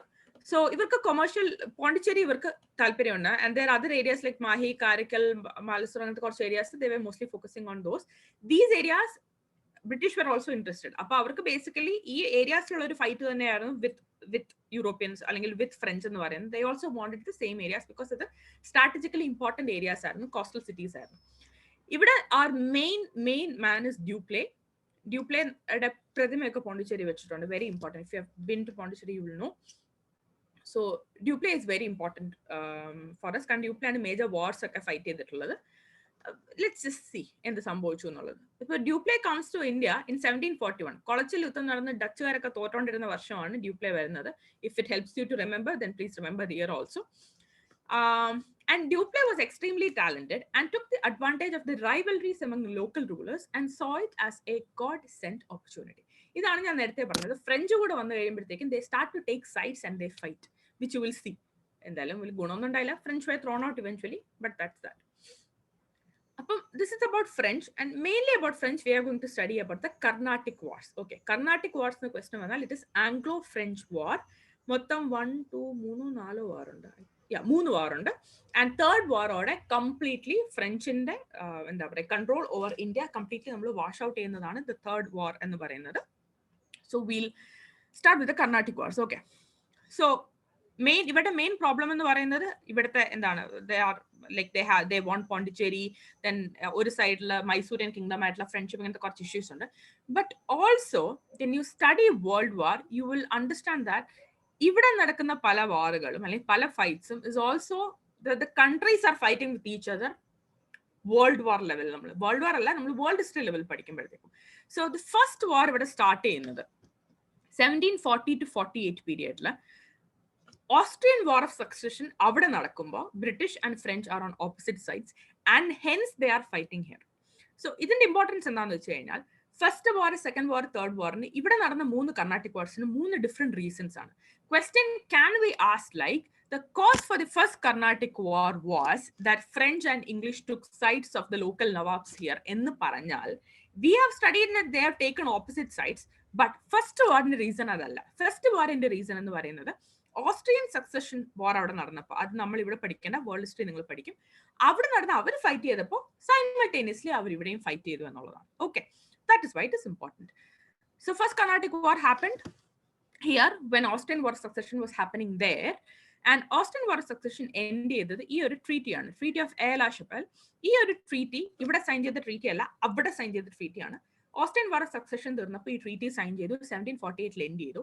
അങ്ങനെ എൻഡ് ചെയ്തപ്പോൾ ഇവിടെയും അതിന് റിപ്പർക്കഷൻ ഉണ്ടായിരുന്നു. ഇവിടെ എന്താണ് സംഭവിച്ചത്? Madras was handed back to English. Madras presidency പിന്നെ പെർമനന്റ്ലി ഇംഗ്ലീഷുകാരുടെ കയ്യിൽ തന്നെയാണ്. നമ്മൾ പിന്നെ Bombay presidency, Madras presidency, Calcutta presidency, അങ്ങനെ നമ്മൾ 3 എണ്ണം പഠിക്കുക. മദ്രാസ് ഇംഗ്ലീഷുകാർക്ക് ഇവിടെ കിട്ടുന്നുണ്ട്. And French got the territories in north America. ഈ ഫൈറ്റില് ഇവിടത്തെ ഒരു കോളനി വേഴ്സസ് അവിടുത്തെ ഒരു ഏരിയ വെച്ചിട്ടാണ് അവർ ട്രീറ്റി സൈൻ ചെയ്തത്. ഓക്കെ, സോ ഫസ്റ്റ് വാർ നടന്ന സമയത്ത് it is Austrian war of succession, treaty of എയർ Chapelle. British got Madras and ഫ്രഞ്ചുകാർ they settle for something in north America. So this is the first Carnatic war. Unfortunately ഈ വർഷം പഠിക്കണം, കാരണം there could be a question like first Carnatic War, second Anglo-Sikh War, third Anglo-Maratha War, arrange in chronological order എന്നൊക്കെ ചോദിക്കാം. ഇത് വളരെ അത്ര ഒരു ഭയങ്കര ഒരു ബുദ്ധി പരീക്ഷിക്കുന്ന ചോദ്യമൊന്നും അല്ല, സംഭവം ബൈ ഹാർട്ട് ആണ്. പക്ഷെ വർഷങ്ങൾ എന്തായാലും പഠിച്ചിരിക്കണം, അറ്റ്ലീസ്റ്റ് ഈ മേജർ വാർസിന്റെ ഇയേഴ്സ് പഠിക്കണം. സോ ഇതിൽ എന്തെങ്കിലും ഡൗട്ട് ഉണ്ടോ? ഫസ്റ്റ് കർണാട്ടിക് വാർ ഓക്കെ ആണോ? ലൈക്ക് ഇത്രയും പറഞ്ഞ ഈ സ്പീഡ് ഓക്കെ ആണോ? That's main thing. ഞാൻ പറയുന്നത് നിങ്ങൾക്ക് വ്യക്തമായിട്ട് മനസ്സിലാവുന്നുണ്ടോ? കുറച്ചും കൂടെ എക്സ്പ്ലെയിൻ ചെയ്യേണ്ട കാര്യമുണ്ടോ? അതാരെങ്കിലും ഒന്ന് പറയണം. This is okay. Hello ma'am, ഞാൻ നിങ്ങൾക്ക് ഡൗട്ട് ചോദിച്ചിരുന്നു, അത് കേട്ടില്ല. 2 പ്രാവശ്യം ചോദിച്ചു. അയ്യോ, ഞാൻ കേട്ടില്ല. സോറി ചോദിക്കും, ഒന്നോട് ചോദിക്കും. അല്ല, ഡൗട്ട് എന്നല്ല, ഞാൻ മുമ്പേ ഡച്ചിന്റെ പോർഷൻ പറഞ്ഞില്ല, അത്രക്ക് ഇമ്പോർട്ടന്റ് അല്ല. ഏതാണ്? ഡച്ച്. ഡച്ച്. പറയും. അല്ല, അത് പറഞ്ഞ് കവർ ചെയ്തപ്പോ പറഞ്ഞു അത്രക്ക് ഇമ്പോർട്ടന്റ് അല്ല എന്നൊക്കെ പറഞ്ഞിട്ട്, മെയിൻസിന് ഇമ്പോർട്ടന്റ് അല്ലെന്ന് പറഞ്ഞല്ലോ. അതെ. എന്നിട്ട് അല്ല, പ്രിലിംസിന് അപ്പം എങ്ങനെയാ? പോർച്ചുഗീസും ഡച്ചും ഫ്രഞ്ചും ഒക്കെ പ്രിലിംസിനും ഇതിപ്പോ മെയിൻസിന് ഒരിക്കലും write a short note on Dutch east India company എന്നൊന്നും ചോദിക്കില്ല. അങ്ങനെ ചോദിക്കാനുള്ള ചാൻസ് ഡച്ചിന് വളരെ കുറവാണ്, കാരണം മേജർ ആയിട്ട് അവരിവിടെ ഒന്നും ചെയ്തിട്ടില്ല. പോർച്ചുഗീസിന് ഒരിക്കലും write a short note on Portuguese empire എന്ന് ചോദിക്കില്ല. ബട്ട് ഡച്ചിനെയും പോർച്ചുഗീസിനെ എല്ലാം കൂടെ ചേർത്ത് അവർ ചോദിക്കാനുള്ള ചാൻസ് യൂറോപ്യൻ പവേഴ്സിന്റെ ഇവിടത്തെ കോൺട്രിബ്യൂഷൻസോ അങ്ങനെ എന്തെങ്കിലും ആയിരിക്കും. ബട്ട് പ്രിലിംസിന് അങ്ങനെയല്ല. പ്രിലിംസിന് ഡച്ച് ഫസ്റ്റ് ഫാക്ടറി തുടങ്ങിയത് ഇന്നടത്താണെന്നോ അല്ലെങ്കിൽ ഡച്ചിന് കൂടുതൽ ഇപ്പം ഒരു സ്റ്റേറ്റ്മെന്റ് പറയാണ് ഡച്ചിന്റെ സ്ട്രോങ് ഹോൾഡ് നോർത്ത് ഇന്ത്യ ആയിരുന്നു എന്നൊരു സ്റ്റേറ്റ്മെന്റ് പറഞ്ഞാൽ അതല്ല എന്ന് അറിയണമെങ്കിൽ നമുക്ക് അറിയണം അവർ മസൂലിപട്ടണത്തിലാണ് ആദ്യം തുടങ്ങിയത്, അവർക്ക് സൗത്ത് ഇന്ത്യ ആയിരുന്നു ഇഷ്ടം എന്ന് നമുക്ക് മനസ്സിലാക്കണം. ഇഷ്ടമല്ല, ഫോക്കസ് ചെയ്തെന്നുള്ളത് നമ്മൾ അറിയണം. അപ്പം ആ രീതിയിലുള്ള ക്വസ്റ്റ്യൻസ് പ്രിലിംസിന് ചോദിക്കാവുന്നതാണ്. ഇത് ഇമ്പോർട്ടന്റ് അല്ല എന്ന് പറഞ്ഞാൽ നമ്മൾ സ്കിപ്പ് ചെയ്യണം എന്നല്ല, ബേസിക് ആയിട്ടുള്ള കാര്യങ്ങൾ നമ്മൾ പഠിച്ചിരിക്കണം. ബട്ട് അതിനപ്പുറം കൃത്യമായിട്ട് ഇന്ന ഓർഡറിൽ ഗവർണേഴ്സ് വന്നു അല്ലെങ്കിൽ ഇന്ന ഗവർണർ ഇന്നത് ചെയ്തു എന്നൊക്കെ നമ്മൾ അങ്ങനെ ഒരു ആൻസർ റൈറ്റിംഗ് മെയിൻസ് എഴുതുന്ന രീതി പഠിക്കേണ്ടതാണ് ഞാൻ ഉദ്ദേശിച്ചത്.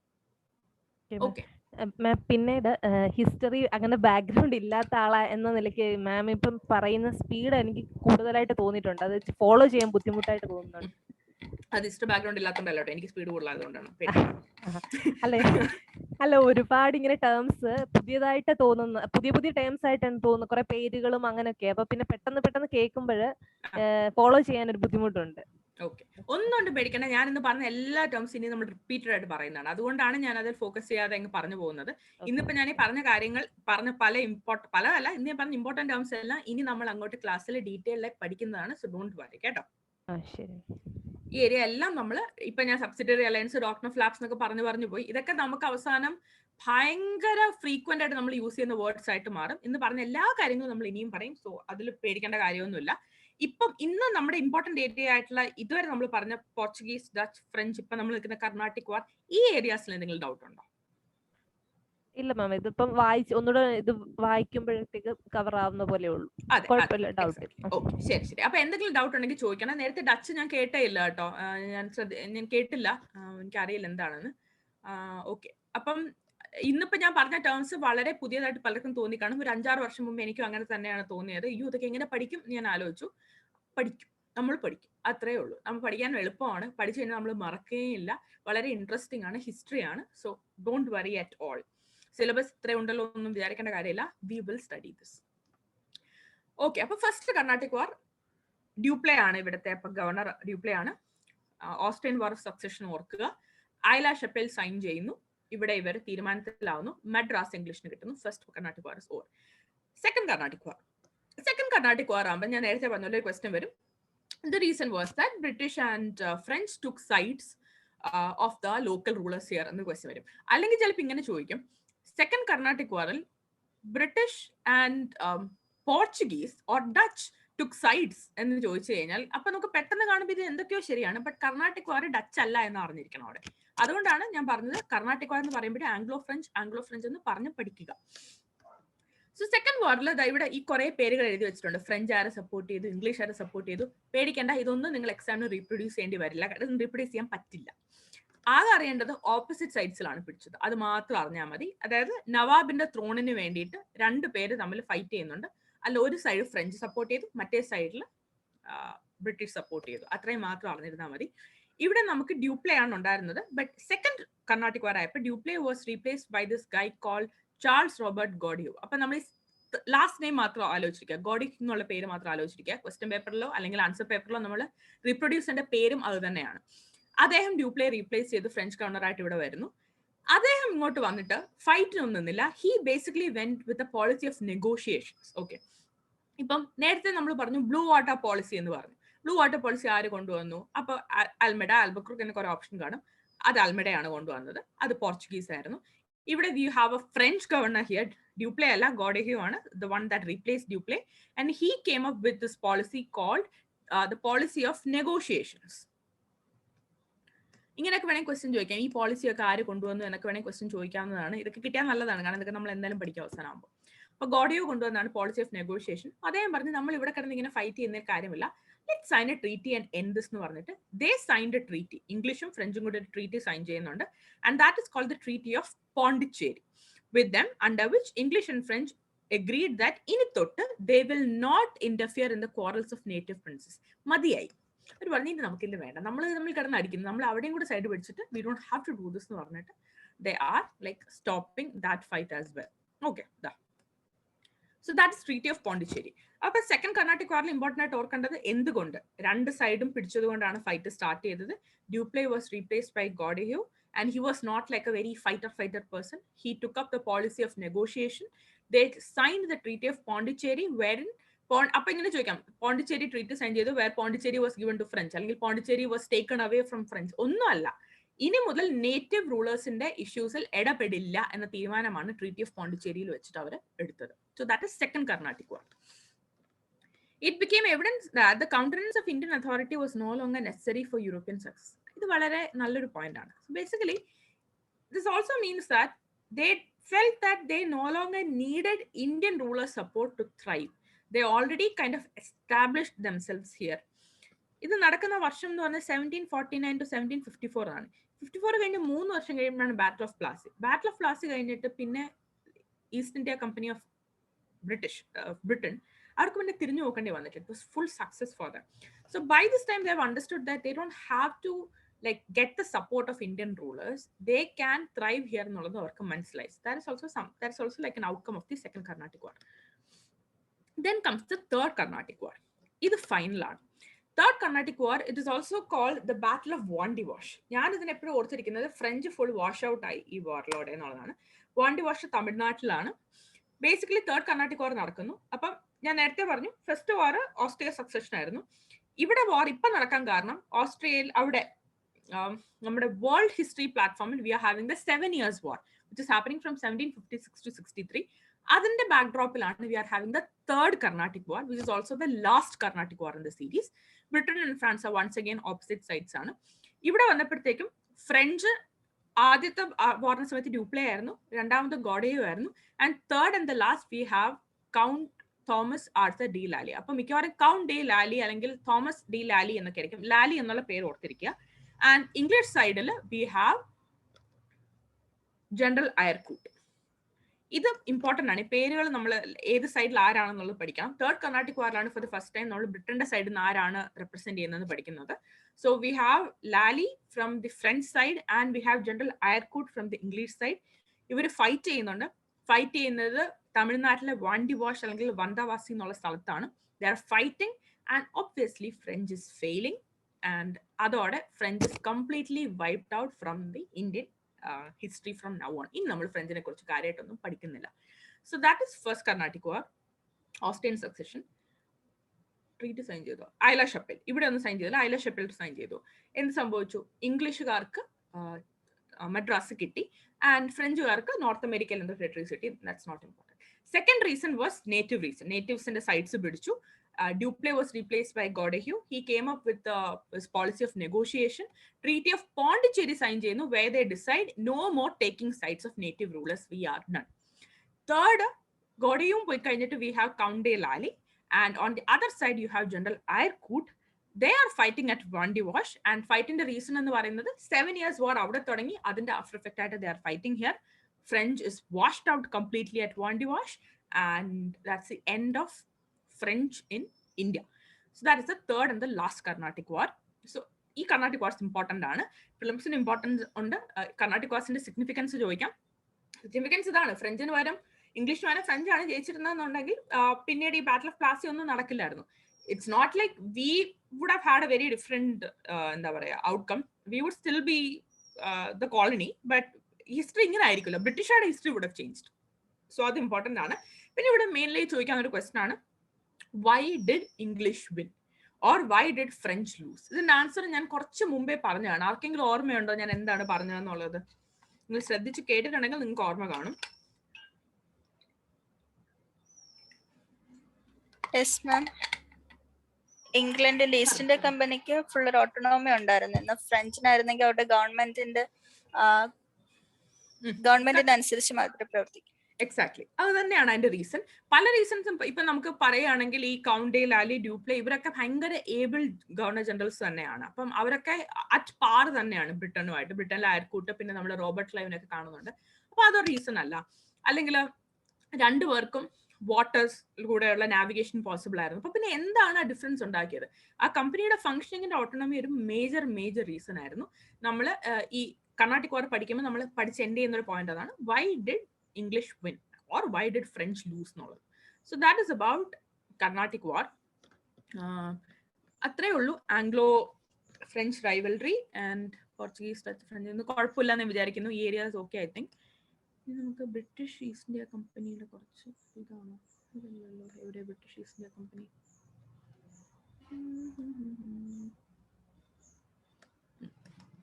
നമ്മൾ പറഞ്ഞ പോയിന്റ്സ് ആണ്. നമുക്ക് ജസ്റ്റ് ക്വിക്ലി ഒന്ന് ഓടിച്ചു നോക്കാം. ഈ വര എങ്ങനെയാണ് മായ്ക്കുന്നതെന്ന് ഞാൻ ഇനി കണ്ടുപിടിക്കേണ്ടിയിരിക്കുന്നു. കുഴപ്പമില്ല, തൽക്കാലം അവിടെ കിടന്നോട്ടെ. ഓക്കെ, ഇത് നമ്മൾ നേരത്തെ പറഞ്ഞ കാര്യം തന്നെയാണ്. കുറച്ചും കൂടെ ഒരു കഥ സ്റ്റൈലിൽ എഴുതിയിരിക്കുന്നു എന്ന് മാത്രമേ ഉള്ളൂ. Jahangir, captain Hawkins, Thomas Roe ഇതൊക്കെ നമ്മൾ പറഞ്ഞാണ്. Obtain the farman to establish factories in all parts of the Mughal empire. Farman എന്താണെന്ന് ഞാൻ നേരത്തെ പറഞ്ഞു. ബൈ 1760 ഒക്കെ ആയപ്പോൾ French was like almost destroyed at the battle of Wandiwash. English remain the sole masters in India. അത് കഴിഞ്ഞിട്ട് ബാറ്റിൽ ഓഫ് പ്ലാസി നടക്കുന്നു, ബാറ്റിൽ ഓഫ് ബക്സ. ഇത് രണ്ടും നമ്മൾ ഡീറ്റെയിൽ ആയി പഠിക്കും. Don't worry about that. And the question, how did the British who came to India for trade became the ruler of the territories? ഇത് തന്നെയാണ് നമ്മൾ മോഡേൺ ഇന്ത്യ പഠിക്കുന്നത്. ഇതിങ്ങനെ ഒന്നോ രണ്ടോ പോയിന്റിലൊന്നും എഴുതാൻ പറ്റില്ല. ബട്ട് ഞാൻ നേരത്തെ പറഞ്ഞ പോലെ 1600 ഈസ്റ്റ് ഇന്ത്യ കമ്പനി ഇവിടെ acquired a charter from the ruler of England. അവർക്ക് they had the sole right to trade with east. അതായത് ഈ ഈസ്റ്റ് ഇന്ത്യ കമ്പനിക്ക് മാത്രം, വേറെ ഒരു ട്രേഡിംഗ് ഗ്രൂപ്പിനും, ഇംഗ്ലണ്ടിലെ തന്നെ വേറെ ഒരു ട്രേഡിംഗ് ഗ്രൂപ്പിനും, ഫൊഗെറ്റ് അതർ യൂറോപ്യൻ പവേഴ്സ്, ഇംഗ്ലണ്ടിലെ തന്നെ വേറെ ഒരു ട്രേഡിംഗ് ഗ്രൂപ്പിനും ഈസ്റ്റ് ഇന്ത്യ കമ്പനി അല്ലാതെ ഒരു ഗ്രൂപ്പിനും ട്രേഡ് ചെയ്യാൻ പറ്റില്ല. ഇവിടെ ഇപ്പം ഇന്ത്യയും ചൈനയും ഒക്കെ ഏരിയയിൽ പെടുന്നുണ്ട്. അപ്പം ഇന്ത്യ മേജർലി ഇവിടെ ഒരു കോളനിയാണ്. സോ ഇംഗ്ലണ്ടിൽ തന്നെ ദിസ് കമ്പനി ഹാഡ് ഭയങ്കര എന്താണ് ഇവിടെ ഇന്ത്യയിൽ they had autonomy. That is one of the main thing. But the Royal Charter did not prevent European powers from entering Eastern markets. നമ്മൾ നേരത്തെ പറഞ്ഞല്ലോ ഇപ്പം ഡച്ച് ഇന്തോനേഷ്യയിൽ സ്റ്റാർട്ട് ചെയ്ത് അതൊക്കെ കുഴപ്പമില്ല. ബട്ട് ഇംഗ്ലണ്ടിൽ നിന്നും വേറെ ഒരു കമ്പനിക്കും തുടങ്ങാൻ പറ്റില്ല. But this changes later. East India കമ്പനിയുടെ ഒരു ഡൗൺഫോൾ ആരംഭിക്കുന്ന അവിടെ നിന്നാണ്. Other private companies in England also at some point later we'll study, they could also start to trade with India.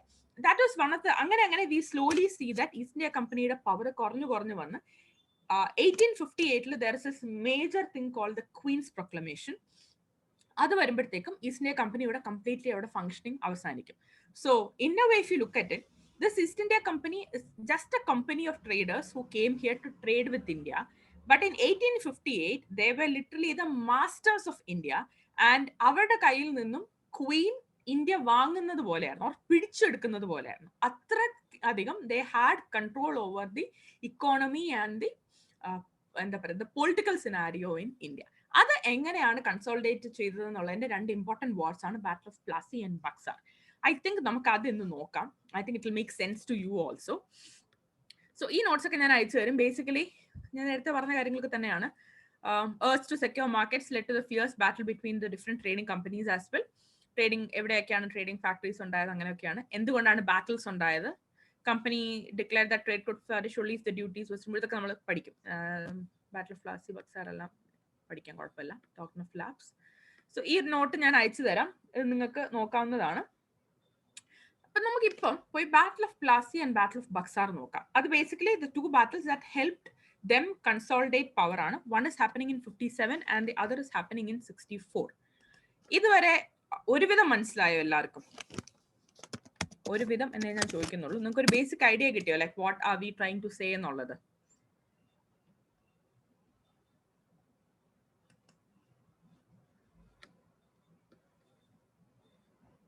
കുഴപ്പമില്ലല്ലോ? കുഴപ്പമില്ലമ്മോ. ഓക്കെ, നമുക്ക് ബാറ്റിൽ ഓഫ് പ്ലാസി എന്താണ് എന്ന് നോക്കാം. ബാറ്റിൽ ഓഫ് പ്ലാസി നടക്കുന്നത് 1757 1757 എന്ന് പറയുമ്പോൾ ലാസ്റ്റ് കർണാട്ടിക് വാർ ആയിട്ടില്ല, വിച്ച് മീൻസ് ദാറ്റ് ഫ്രഞ്ച് ഇവിടെ ഉണ്ട് ആൻഡ് ഇവർ രണ്ടുപേരും കൂടെ ഓപ്പോസിറ്റ് സൈഡ്സ് എടുക്കുന്നുണ്ട്. സോ ആരുടെ സൈഡ് ആണ് തുടങ്ങിയ കാര്യങ്ങൾ അത്ര ഇമ്പോർട്ടന്റ് അല്ല. The things that you have to know is this is between East India Company that is headed by Robert Clive. This man is very important. നമ്മൾ അദ്ദേഹത്തിനെ കുറിച്ച് വേറെ പഠിക്കും. And the Nawab of Bengal. ഒരു സൈഡിൽ you have Robert Clive. Other side you have Nawab of Bengal, who is Sirajuddaula. ഈ പേര് important ആണ്, കാരണം പിന്നെ ഷുജാഉദ്ദൗല ഒക്കെ വരും. അപ്പൊ ക്വസ്റ്റനിൽ മിക്കവാറും Sirajuddaula versus ആയിരിക്കും. So you have to study the name. Nawab of Bengal, Sirajuddaula on one side, and he is supported by the French troop. Okay, അപ്പോൾ ഒരു side you have British, other side you have Nawab of Bengal, Sirajuddaula plus the French troop. They are going to fight. This event is called a decisive event because ഇതിൽ ഇംഗ്ലീഷുകാർ ഒരു ചെറിയ കള്ളത്തരം നടത്തുന്നുണ്ട്. സിറാജുദ്ദൗളയുടെ military officer is called Mir Jafar. Okay, confused ആവരുത് അങ്ങോട്ട്. Mir Jafar, that is the name. Okay, Mir Jafar. This Mir Jafar is cheating the ruler and he is kind of taking the side of the East India Company. അതായത് he is fighting on behalf of the ruler, but fight നടക്കുന്ന സമയത്ത് ചതിയിലൂടെ the ruler will get defeated. Okay, so this becomes decisive because ruler-ne remove ചെയ്തതിനു ശേഷം the next thing that the British would do is replace the ruler with somebody who they can control, something that they call a puppet nawab. Puppet, അങ്ങനെ ഒരു puppet നവാബിനെ install ചെയ്യും. That way they got control over Bengal. So അതുകൊണ്ടാണ് ഈ ഒരു ബാറ്റിൽ of Plassey ഒരു decisive event എന്ന് വിളിക്കുന്നത്. കാരണം ബംഗാൾ കൺട്രോൾ ചെയ്താൽ they could control the finances. അത്രയും റിച്ച് ആണ് Bengal at that point of time. So controlling Bengal's finances would mean they will get control over the entire area.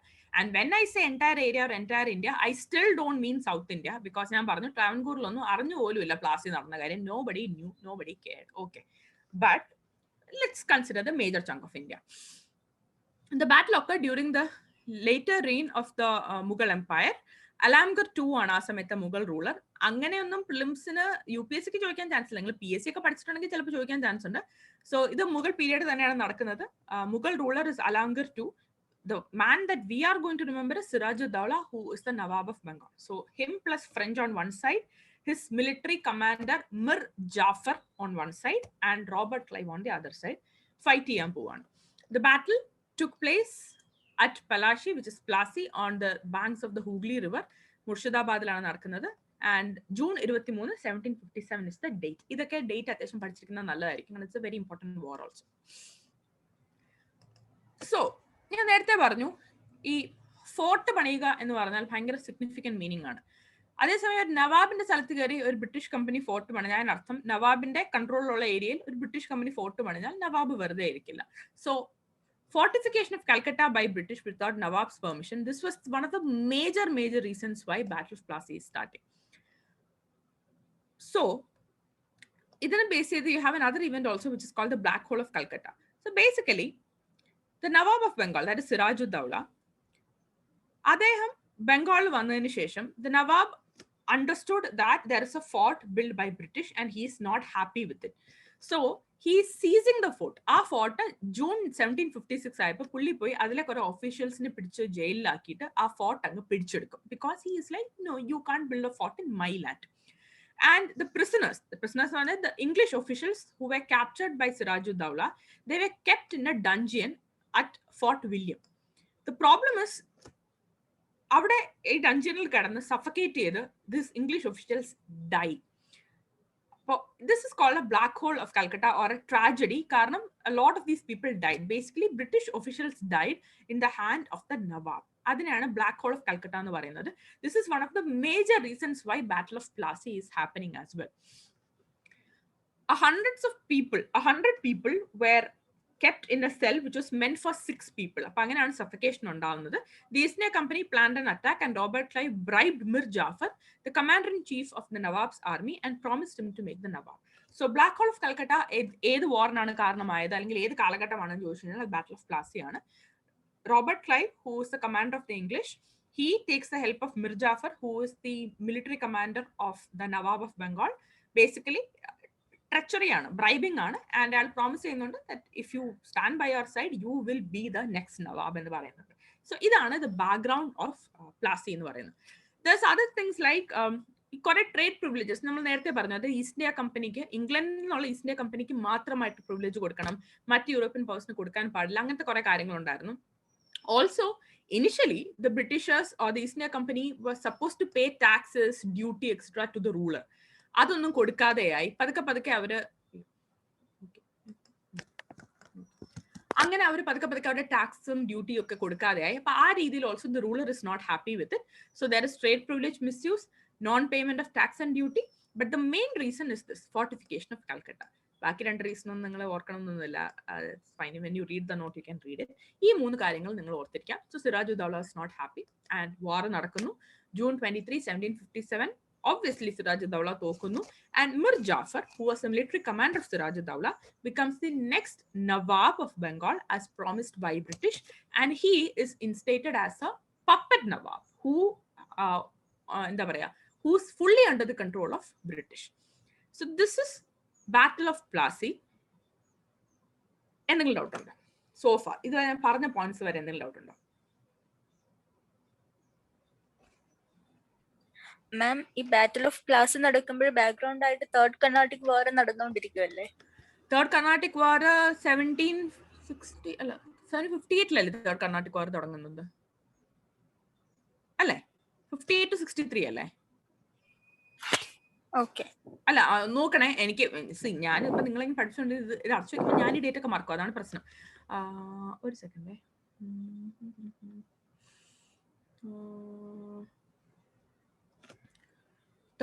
ഞാൻ പറഞ്ഞത് തേർഡ് കർണാട്ടിക് വാർ തീരുന്നതിന് മുന്നേ ആണ് ഇത് നടക്കുന്നത്. That is why French is taking one side. Third Carnatic war തീരുന്നത് 1763 ആ പീരിയഡിലാണെന്ന് എനിക്ക് തോന്നുന്നു. So this time French is here. Okay, so anyway അത് വലിയ കുഴപ്പമില്ല. Just have to remember the dates. അതായത് നിങ്ങൾ ക്രോണോളജിയിൽ അറേഞ്ച് ചെയ്യുമ്പോൾ ഡേറ്റ്സ് ഓർത്തിരുന്നാൽ മതി. ഇപ്പം ഞാൻ തിരിച്ച് ആ നോട്ടിലോട്ട് പോകുന്നില്ല. തൽക്കാലം വിൽ കണ്ടിന്യൂ ഹിയർ. വേറെ എന്തെങ്കിലും ഡൗട്ട് ഉണ്ടോ?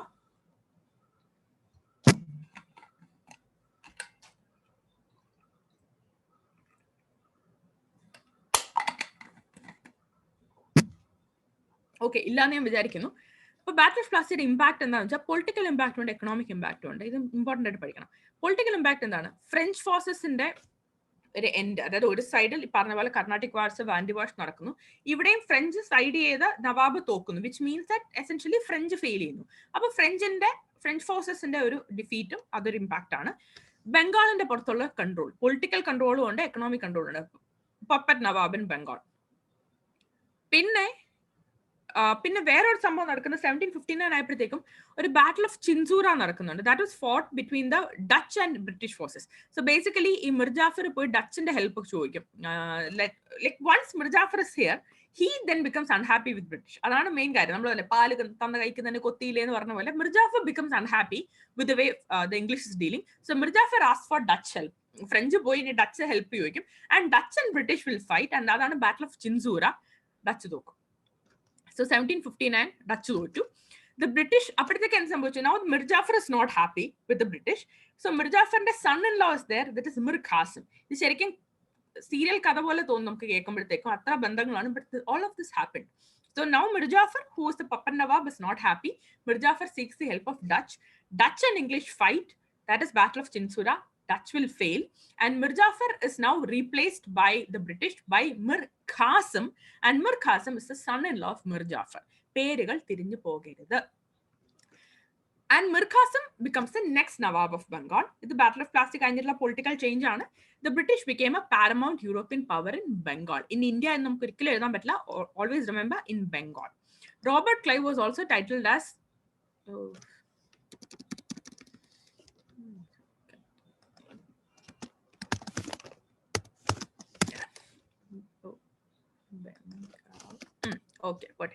Robert Clive was also titled as Lord Clive, Baron of Plassey, etc.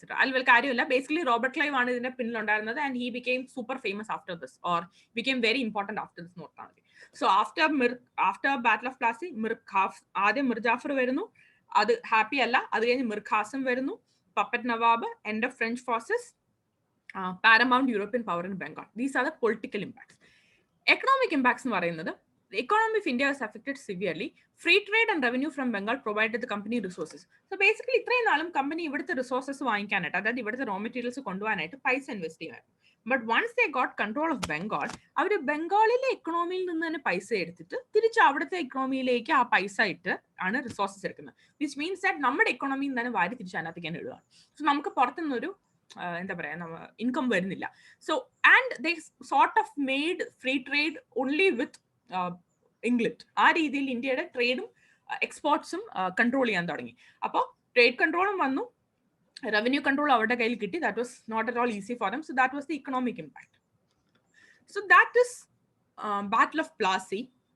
അത് ക്ലിയർ ആണെങ്കിൽ നമുക്ക് ബാറ്റിൽ ഓഫ് ബക്സാറിലേക്ക് പോകാം. അപ്പൊ ക്ലിയർ ആണല്ലോ ബാറ്റിൽ ഓഫ് പ്ലാസി. ബംഗാളിന്റെ പൊളിറ്റിക്കൽ കൺട്രോളും എക്കണോമിക് കൺട്രോളും അവർക്ക് കിട്ടിയിട്ടുണ്ട്. ഇത്ര ഓക്കെ ആണോ?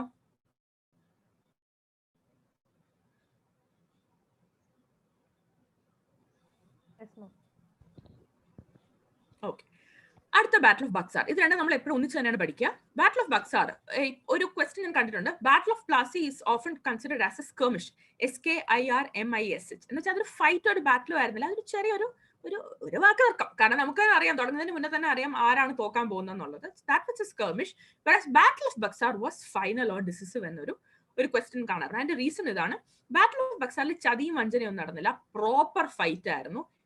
തോറ്റു, അത് വേറെ കാര്യം, ബട്ട് പ്രോപ്പർ ഫൈറ്റ് ആയിരുന്നു.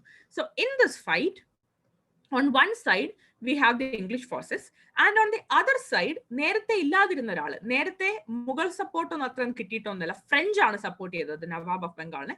ബട്ട് ഇത്തവണ നവാബ് ഓഫ് ബംഗാളിനെ സപ്പോർട്ട് ചെയ്യുന്നത് you have the Mughal emperor and you also have the nawab of Awadh. ഇതൊക്കെ പഠിക്കണം. കാരണം ഇത് ബാറ്റിൽ ഓഫ് പ്ലാസിയിലാണോ ബക്സാറിലാണോ ഒക്കെ ക്വസ്റ്റ്യൻ മാറി വരാം.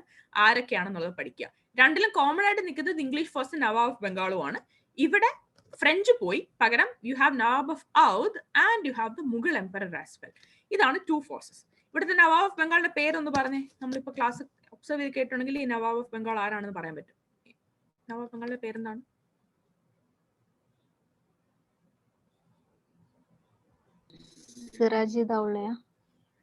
സിറാജു ദൗള തോറ്റ് കഴിഞ്ഞിട്ട് പപ്പറ്റ് നവാബിനെ കൊണ്ടുവന്നില്ലേ? മിർ ഖാസിം വന്നു. മിർ ഖാസിമിനെ ഡിസാറ്റിസ്ഫൈഡ് ആയപ്പോഴത്തേക്കും മിർ ഖാസിമിന്റെ മരുമോനെ മിർ ജാഫറിനെ വന്നു. മിർ ജാഫറിന്റെ മരുമോനായ മിർ ഖാസിമിനെ കൊണ്ടുവന്നു. So right now it is Mir Qasim. അപ്പം സിറാജു ദൗള അല്ലേ എന്ന് പറഞ്ഞ കുട്ടി ശ്രദ്ധിക്കൂ, ഞാൻ പേര് കണ്ടില്ല കേട്ടോ. എന്താ പേരെന്താ?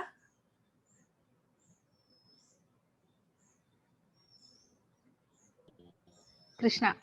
കൃഷ്ണ. സിറാജുദ്ദൗള തോറ്റു. സിറാജുദ്ദൗള തോറ്റു കഴിഞ്ഞപ്പോഴത്തേക്കും സിറാജുദ്ദൗളയുടെ സ്ഥാനത്തേക്ക് മിർ ജാഫർ വരുന്നു. മിർ ജാഫർ വന്നു കഴിയുമ്പോൾ മിർ ജാഫർ ഫൈറ്റ് ആവുന്നു ബ്രിട്ടീഷുകാരുമായിട്ട്. So then Mir Jafar gets replaced by Mir Qasim. So battle of Buxar തുടങ്ങുമ്പോൾ നവാബ് ഓഫ് ബംഗാൾ എന്ന് പറയുന്നത് മിർ ഖാസിം ആണ്. ഓക്കെ ആണോ കൃഷ്ണ? ഓക്കെ ആണല്ലോ, കുഴപ്പമില്ല കേട്ടോ. ഇത് നോട്ട് വായിക്കുമ്പോൾ മനസ്സിലാവും. ഞാൻ വ്യക്തമായി എഴുതിയിട്ടുണ്ട്, പേടിക്കണ്ട. ഇപ്പൊ നിങ്ങൾക്ക് കുറെ പേര് കേൾക്കുമ്പോൾ തോന്നുന്ന കൺഫ്യൂഷൻ ആണ്, കുഴപ്പമില്ല. അപ്പൊ that is battle of Buxar. Battle start ചെയ്യാണ്. ബേസിക്കലി ബാറ്റിൽ എന്താണ്? Battle was the result of misuse of trade privileges granted by nawab of Bengal and the colonialist ambition of East India Company. ഇത് തന്നെയാണ് മൊത്തത്തിൽ എല്ലായിടത്തെ പ്രശ്നം ഇത് തന്നെയാണ്. ബട്ട് ഇത് നിങ്ങൾക്ക് അതുപോലെ തന്നെ ഓർത്തിരിക്കാവുന്നതാണ്.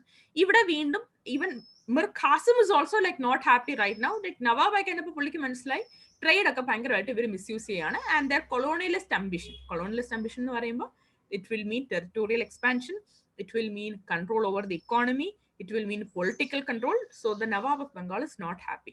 ഇതാണ് ബാറ്റിൽ ഓഫ് ബക്സാറിന്റെ ബാക്ക്ഗ്രൗണ്ട് എന്ന് പറയുന്നത്. ഇതിൽ ഇനി ഒരു കൺഫ്യൂഷൻ ഇവിടെ വരാൻ ചാൻസ് ഉള്ളത്,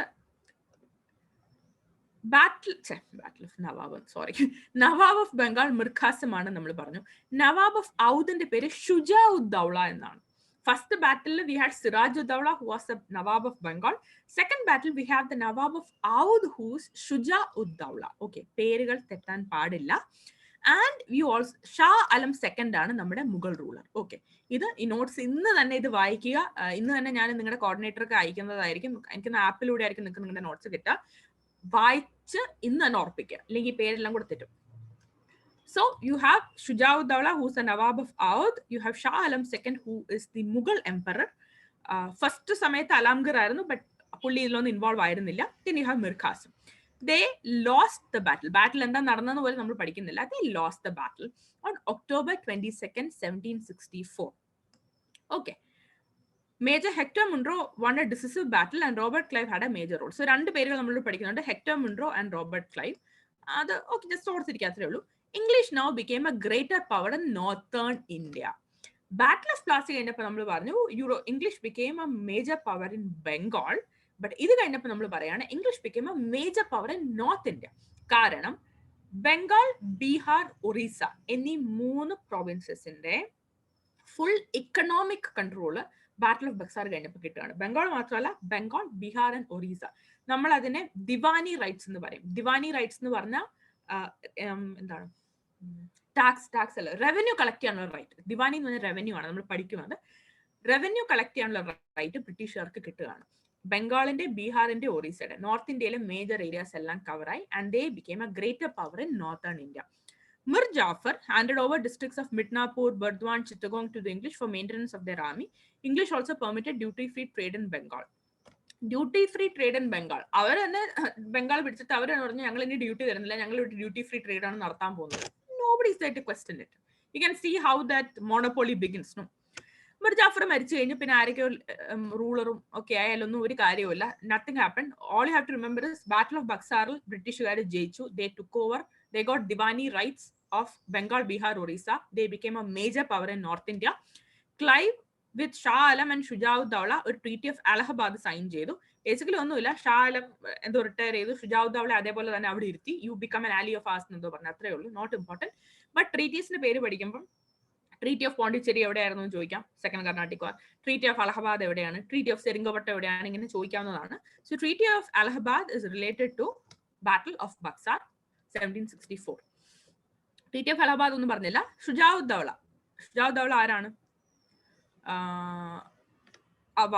Audh Nawab. He has to surrender Allahabad and Kara to Shah Alam II, and he will also pay 50 lakh to the company as war indemnity. War ningal narthi ningal തോക്കുകയും ചെയ്ത് നിങ്ങൾ പൈസ തരണം എന്ന് പറഞ്ഞു. He was made to given not important. And Shujauddaulah became a firm friend. ഇത്രയും കൊടുത്ത് കഴിഞ്ഞപ്പോൾ പുള്ളിക്ക് മനസ്സിലായി ഫൈറ്റ് ഇന്നലൊന്നും കാര്യമില്ല.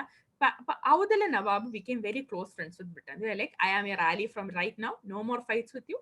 I am with you എന്ന് പറഞ്ഞു. And Shah Alam II ഒന്നും സംഭവിച്ചില്ല. Shah Alam II is still the emperor, like he's still the Mughal emperor. So he gave a farman granting the Diwani of Bengal, Bihar and Orissa to East India Company for an annual payment of 26 lakhs. 26 ലക്ഷം രൂപ അങ്ങോട്ട് കൊടുക്കും എന്ന് പറഞ്ഞു.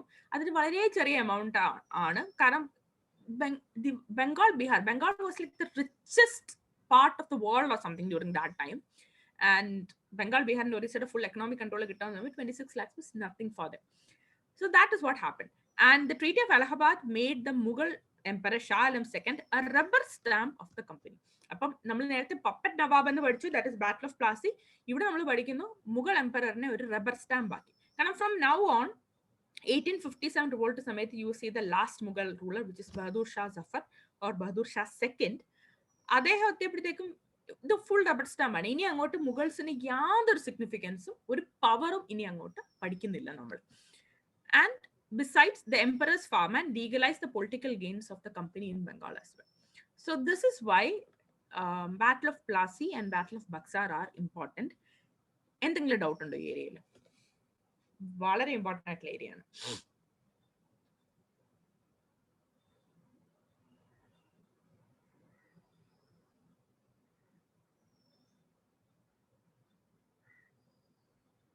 Okay ആണോ?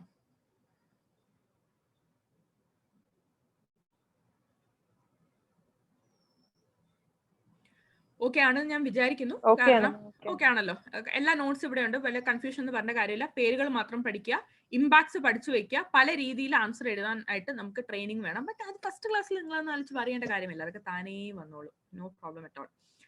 Okay, battle of Buxar അവിടെ കിടക്കട്ടെ. നമുക്കിനി ആ നോട്ടിൽ എന്താ ഉള്ളത്?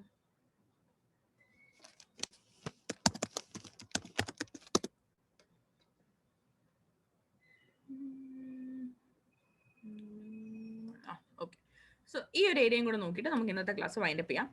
ഇത് ഒരുപാട് കാലഘട്ടങ്ങൾ കടന്നു വരുമ്പോഴാണ് നമുക്ക് ഇത്ര ഇമ്പാക്ട് ഉണ്ടായെന്ന് മനസ്സിലാവുന്നത്. പക്ഷെ ഇന്ന് നമ്മൾ ജസ്റ്റ് ഇതിനെ ഒന്ന് സമ്മറൈസ് ചെയ്യാൻ പോവാണ്. സോ ഇവിടെ വരുന്നതിന് മുമ്പ്, ബ്രിട്ടീഷുകാർ വരുന്നതിന് മുമ്പ് ഇന്ത്യ എന്ത് ടൈപ്പ് ഇക്കോണമി ആയിരുന്നു? അഗ്രികൾച്ചറിലായിരുന്നോ അതോ കോട്ടേജ് ഇൻഡസ്ട്രി ആയിരുന്നു? എന്ത് ടൈപ്പ് ഇക്കോണമി ആയിരുന്നു India? How did we manage?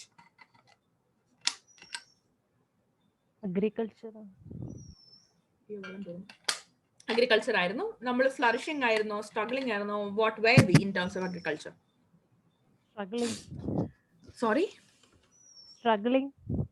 നമ്മൾ ഫ്ലറിഷിംഗ് ആയിരുന്നു. ബ്രിട്ടീഷുകാർ വരുന്നതിന് മുന്നേ നമ്മളിവിടെ ഫുഡ് ഗ്രെയിൻസ് ആണ് നമ്മൾ കൂടുതലും നട്ട് വളർത്തിയിരുന്നത്. നമ്മൾ സബ്സിസ്റ്റൻസ് അഗ്രികൾച്ചറിൽ നമ്മൾ വളരെ ഫ്ലറിഷ് ചെയ്തിരുന്നു. We also had good export relations also with many parts of the world. അപ്പം നമ്മുടെ ഇക്കണോമി അഗ്രികൾച്ചർ ബേസ് ചെയ്തതിൽ നമ്മൾ നല്ല രീതിയിൽ സ്ട്രോങ് ആയിട്ടാണ് പൊയ്ക്കൊണ്ടിരുന്നത്. So that is one main point. കാരണം ഇത് കഴിഞ്ഞ് നേരെ എടുത്ത് ഉൾട്ടയാവും. അതുകൊണ്ടാണ് ഈ പോയിന്റ് ഞാൻ ഇമ്പോർട്ടൻ്റ് ആയിട്ട് പറഞ്ഞത്. So what happens is once British came in, initially the trading ഒക്കെ കഴിഞ്ഞിട്ട് once they started to control agriculture, they made our agriculture more commercialized. Commercialization of agriculture എന്ന് പറയുന്ന ഒരു മേജർ പോയിന്റ് ആയിട്ട് നമ്മൾ പഠിക്കും. അതായത് ഫുഡ് ക്രോപ്സിൽ നിന്ന് മാറി കൂടുതൽ ക്യാഷ് ക്രോപ്സ് കൾട്ടിവേറ്റ് ചെയ്യാനായിട്ട് നമ്മുടെ ഫാമേഴ്സിനെ നമ്മൾ നിർബന്ധിച്ചു തുടങ്ങുന്നു. നമ്മളല്ല, ബ്രിട്ടീഷുകാർ. അതിനാണ് കൊമേഴ്ഷ്യലൈസേഷൻ ഓഫ് അഗ്രികൾച്ചർ എന്ന് പറയുന്നത്. ഇവിടുത്തെ പ്രോബ്ലം എന്താണെന്ന് വെച്ച് കഴിഞ്ഞാൽ ഇവിടെ ഫുഡ് ഷോർട്ടേജസ് വരാൻ തുടങ്ങി, ഫാമിനും മറ്റും വരാൻ തുടങ്ങി. കാരണം ഈ ഇൻഡിഗോ ഇങ്ങനത്തെ സാധനങ്ങൾ കൾട്ടിവേറ്റ് ചെയ്തിട്ട് ഇത് നേരെ കയറ്റി അയക്കപ്പെടുകയാണ് ബ്രിട്ടനിലേക്ക്. ആൻഡ് ബൈ നൗ നമ്മൾ പഠിക്കുന്നുണ്ട് ഇവിടുത്തെ റിസോഴ്സസ് പൈസ തന്നെ എടുത്തിട്ടാണ് ഇവിടെ ഇൻവെസ്റ്റ് ചെയ്യുന്നത്. So not everybody is making a lot of money. ഇവിടെ ഫുഡ് ഷോർട്ടേജസ് വരാൻ തുടങ്ങി, ഫാമിൻസ് വരാൻ തുടങ്ങി. സോ സബ്സിസ്റ്റൻസ് അഗ്രികൾച്ചറിൽ നിന്നും കൊമേഴ്ഷ്യലൈസേഷൻ ഓഫ് അഗ്രികൾച്ചറിലേക്ക് നടത്തിയ ജമ്പ് ആണ് one of the major impacts of bad impacts, okay, negative impacts of British rule ആയിട്ട് നമ്മൾ പഠിക്കുന്നത്. That is one thing. അടുത്തത് അവിടെ രീതിയിലുള്ള ഒരു റവന്യൂ സിസ്റ്റം ഇവിടെ കൊണ്ടുവരാണ്. For the first time we hear about the zamindari system, then we hear about the Raithwari system, the Mahalwari system. അവരുടേതായിട്ടുള്ള ഒരു ലാൻഡ് റവന്യൂ സിസ്റ്റം അവർ ഇവിടെ ഇമ്പോസ് ചെയ്ത് തുടങ്ങി. പിന്നെ പ്രോബ്ലം എന്താണെന്ന് വെച്ച് കഴിഞ്ഞാൽ ഇന്ത്യയിൽ we also have a very എന്താ പറയുക major tribal areas are also there they live and share a very എന്താണ് ജോയിന്റ് ഓണർഷിപ്പ് ഓഫ് ലാൻഡ്. ആ രീതിയിലൊക്കെ ജീവിച്ചു പോകുന്ന കുറെ ആൾക്കാരാണ്. So apart from the main areas like Bengal, Bihar, ഒറീസയിലത്തെ ഈ ലോക്കൽ ഏരിയാസിൽ മാത്രമല്ല, അതായത് എന്താ പറയാ ഒരുപാട് സെറ്റിൽമെന്റൽ ഏരിയാസിൽ മാത്രമല്ല, to the tribal settlements also they started to encroach and they started to force them to accept these new forms. അതാണ് ട്രൈബൽ അപ്രൈസിംഗ്സിന്റെ ഒരു വലിയ റീസൺ എന്ന് പറയുന്നത്. അവിടെ അത്രയും നാളത്തെ ഒരു ലൈഫ് സ്റ്റൈൽ മാറ്റിയിട്ട് ഇപ്പൊ നമ്മളോട് പറയണ നാളെ രാവിലെ 8 മണി തൊട്ട് എല്ലാവരും രാവിലെ പണിക്ക് പോകണം, കൃഷിക്ക് പോകണം എന്ന് പറഞ്ഞാൽ നമുക്ക് പറ്റില്ല. We are not used to that life style. Some of us might be techie, some of us must be students. So this is our lifestyle and we can't change it for now. So അങ്ങനത്തെ imposition വരുമ്പോൾ we fight. So tribals fought. That was one of the reasons of the tribal uprising. Now peasants fought. Why? കാരണം ഇത്രയും നാൾ അവർ subsistence agriculture ആയിരുന്നപ്പോൾ അവർക്ക് food സ്വയം കഴിക്കാനുണ്ടായിരുന്നു, അവർക്ക് എക്സ്പോർട്ട് ചെയ്യാനുണ്ടായിരുന്നു. They made huge profits. But other cash cropsലേക്ക് മാറിയപ്പോഴത്തേക്കും ആ പ്രോഫിറ്റ് ഉണ്ടായിരുന്നില്ല, ഫാമിൻസ് വന്നു, ഒരുപാട് peasant class ഒരുപാട് എഫക്റ്റ് ആയി. ആൻഡ് ഫുഡ് ഇല്ലെങ്കിൽ peasant class മാത്രമല്ല, the whole of India will get affected. So that is one thing. And the third thing is, ഇവിടെ ഉണ്ടായിരുന്ന ഇപ്പൊ നമ്മളിപ്പോ നവാബ് എന്നൊക്കെ നമ്മൾ കുറെ കാര്യങ്ങൾ പറഞ്ഞല്ലോ, ഇതുപോലെ തന്നെയുള്ള ലോക്കൽ റൂളേഴ്സും കാര്യങ്ങളും കുഞ്ഞു നാട്ടുരാജ്യങ്ങളും ഇവിടുത്തെ റൂളേഴ്സ് ഒക്കെ പേട്രണൈസ് ചെയ്തിരുന്ന ഒരുപാട് ആർട്ടിസൻസ് ഉണ്ടായിരുന്നു. It could be painters, it could be carpenters, it could be anybody, അല്ലെങ്കിൽ പ്രോപ്പർ ആയിട്ട് ആർട്ട് വർക്ക് ചെയ്യുന്ന ആൾക്കാർ, ആർട്ടിസൻസ് ലൈക്ക് പോട്ട് മേക്കേഴ്സ്, അങ്ങനെ എന്തെങ്കിലും പോട്ടറി, അങ്ങനെ ഒരുപാട് ആർട്ടിസൻസ് ഉണ്ടായിരുന്നു ഇന്ത്യയിൽ. വാട്ട് ഹാപ്പൻസ് ഇസ്, ഈ ഓരോരോ നാട്ടുരാജ്യങ്ങളായിട്ടൊക്കെ പിടിച്ചെടുത്ത് കഴിയുമ്പോഴത്തേക്കും ഇപ്പൊ ഇവിടെ തന്നെ ഇപ്പം ഷുജാവ് ദൗളയെ പിടിച്ചെടുത്ത കാര്യമൊക്കെ നമ്മൾ പറഞ്ഞു, ഇവിടെയൊക്കെ പവർ പോയി കഴിയുമ്പോഴത്തേക്കും the kind of money that they could earlier spend on these art also, അതും കുറയുകയാണ്. So a lot of Indian handicrafts artists, a lot of allata artists, they lost their patronage. Angana vannappo these people, now they have no jolly to do. They go back to their native places and probably they take up agriculture and they become the landless laborers. Avarku pandam land undairunilla, ipo avaru poite landless peasants aayittu mari, oru pudhiya class of peasantry variyana. And agricultural adu stress mai mari, karanam already you have the peasants, the farmers are all there. Now these people are also going there and they become the landless peasants. Appam artisans ne nalla reethiyil affect cheyidu. Nammade handicraft industry bhayangaramayitte affected ay negatively. We never had any sort of industrialization happening here. Cottage industry pole nadanilla, pinneyana heavy industry. So industrialization completely India il nadannittilla. And e artisans became peasants, landless peasants, poor peasants, and that added extra stress to the economy. So India became an economic colony. Indian handloom and weaving industry was hit by industrialization. That's a major mattoru karyamana. Adayathu ividate hand woven aayittulla clothes inu adindedaayittulla samayam edukkum, but adindedaayittulla market undu. But we could never compete in terms of price with respect to the mass produced products. Industrial revolution വന്നതോടെ വന്ന ഏറ്റവും വലിയ change mass production ആണ്. ഈ mass production വന്നപ്പോഴത്തേക്ക് എന്ത് സംഭവിച്ചു, cost, input cost ഭയങ്കരമായിട്ട് കുറഞ്ഞു. അത്രയും കോസ്റ്റിൽ നമുക്ക് കോമ്പീറ്റ് ചെയ്യാൻ പറ്റത്തില്ല. Quality may be much better, but we couldn't compete. So Indian ഹാൻഡ്ലൂമിന് നേരത്തെ ഉണ്ടായിരുന്ന പല മാർക്കറ്റും അതുവഴി നഷ്ടപ്പെടുന്നു. Land revenue experiments caused hardship to the cultivators. അതെല്ലാം നമ്മൾ പഠിക്കും. Indian handicrafts lost both the domestic market and the foreign market. Commercialization of agriculture hard hit the laborers. Where number of landless laborers increased, the peasants now shifted to commercial crops, food grain production താന്നു. അങ്ങനെ നമുക്ക് totally നമ്മുടെ economy അത് ബാധിച്ചു, നമ്മുടെ അഗ്രികൾച്ചറിനെ ബാധിച്ചു, more landless workers, അവരുടെ life സ്റ്റൈലിനെ തന്നെ അത് ബാധിച്ചു. കാരണം ഇവർ ഭയങ്കര പൂർ ആയിട്ട് മാറും, because they can't pay the rent, they have no food, they have no money. So ഭയങ്കര പൂർ ആയിട്ടുള്ള ഒരു ക്ലാസ് ഡെവലപ്പ് ആവുന്നു. And agriculture is no longer helping us. And the last one is, ഇത് ലാസ്റ്റ് വൺ അല്ല, one of the several negative impact is ഈ ഒരു മണി lending class. നമ്മൾ ഈ മിഡിൽ മാൻ എന്ന് പറയുന്ന, ഇപ്പോഴും നമ്മൾ എന്താണ് നമ്മുടെ അഗ്രികൾച്ചർ റിഫോംസ് ഒക്കെ പഠിക്കുമ്പോൾ നമ്മൾ മിഡിൽ മാൻ എന്ന് പറഞ്ഞു വരുന്നത്, അതിൻ്റെയൊക്കെ ഒരു തുടക്കം എന്ന് പറയുന്നത് ഈ മണി ലെൻഡിങ് ക്ലാസ് ആണ്. So basically time bound and excessive demand of revenue by the British government forced the peasants to take loans from money lenders. These money lenders exploited the peasants. എങ്ങനെയാണ്? ഹൈ ഇൻട്രസ്റ്റ് റേറ്റ് മാർക്ക് ചെയ്യുക, പെസൻസ് ആ പൈസ തിരിച്ചടയ്ക്കാതെ പെസൻസിന്റെ സ്ഥലം പിടിച്ചെടുക്കുക.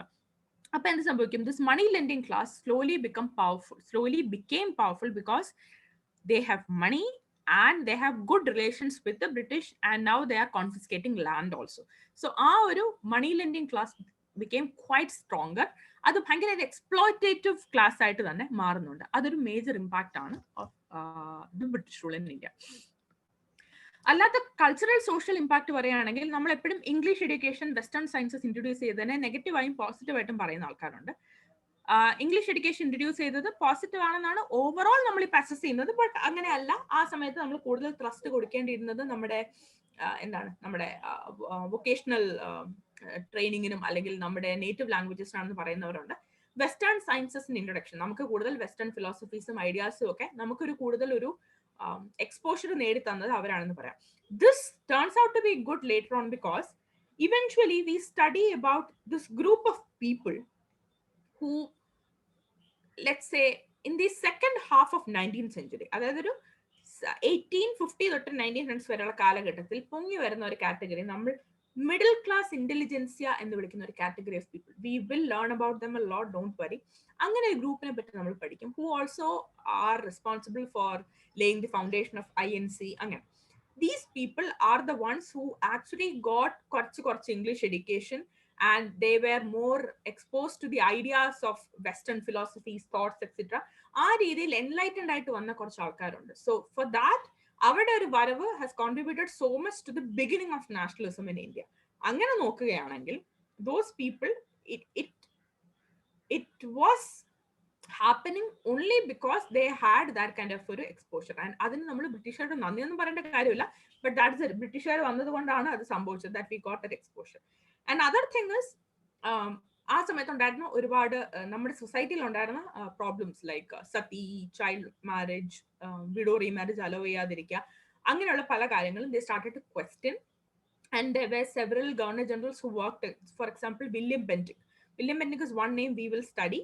1829 ആണെന്ന് തോന്നുന്നു sati abolish ചെയ്യുന്നുണ്ട്. We also study about Rajaram Mohan Roy and നമ്മൾ social religious reform movements പഠിക്കും. അതിൽ പല ആൾക്കാർക്കും ഈ ബ്രിട്ടീഷിലെ ചില ഗവർണർ ജനറൽസ് സപ്പോർട്ട് കൊടുത്തിട്ടുണ്ട്.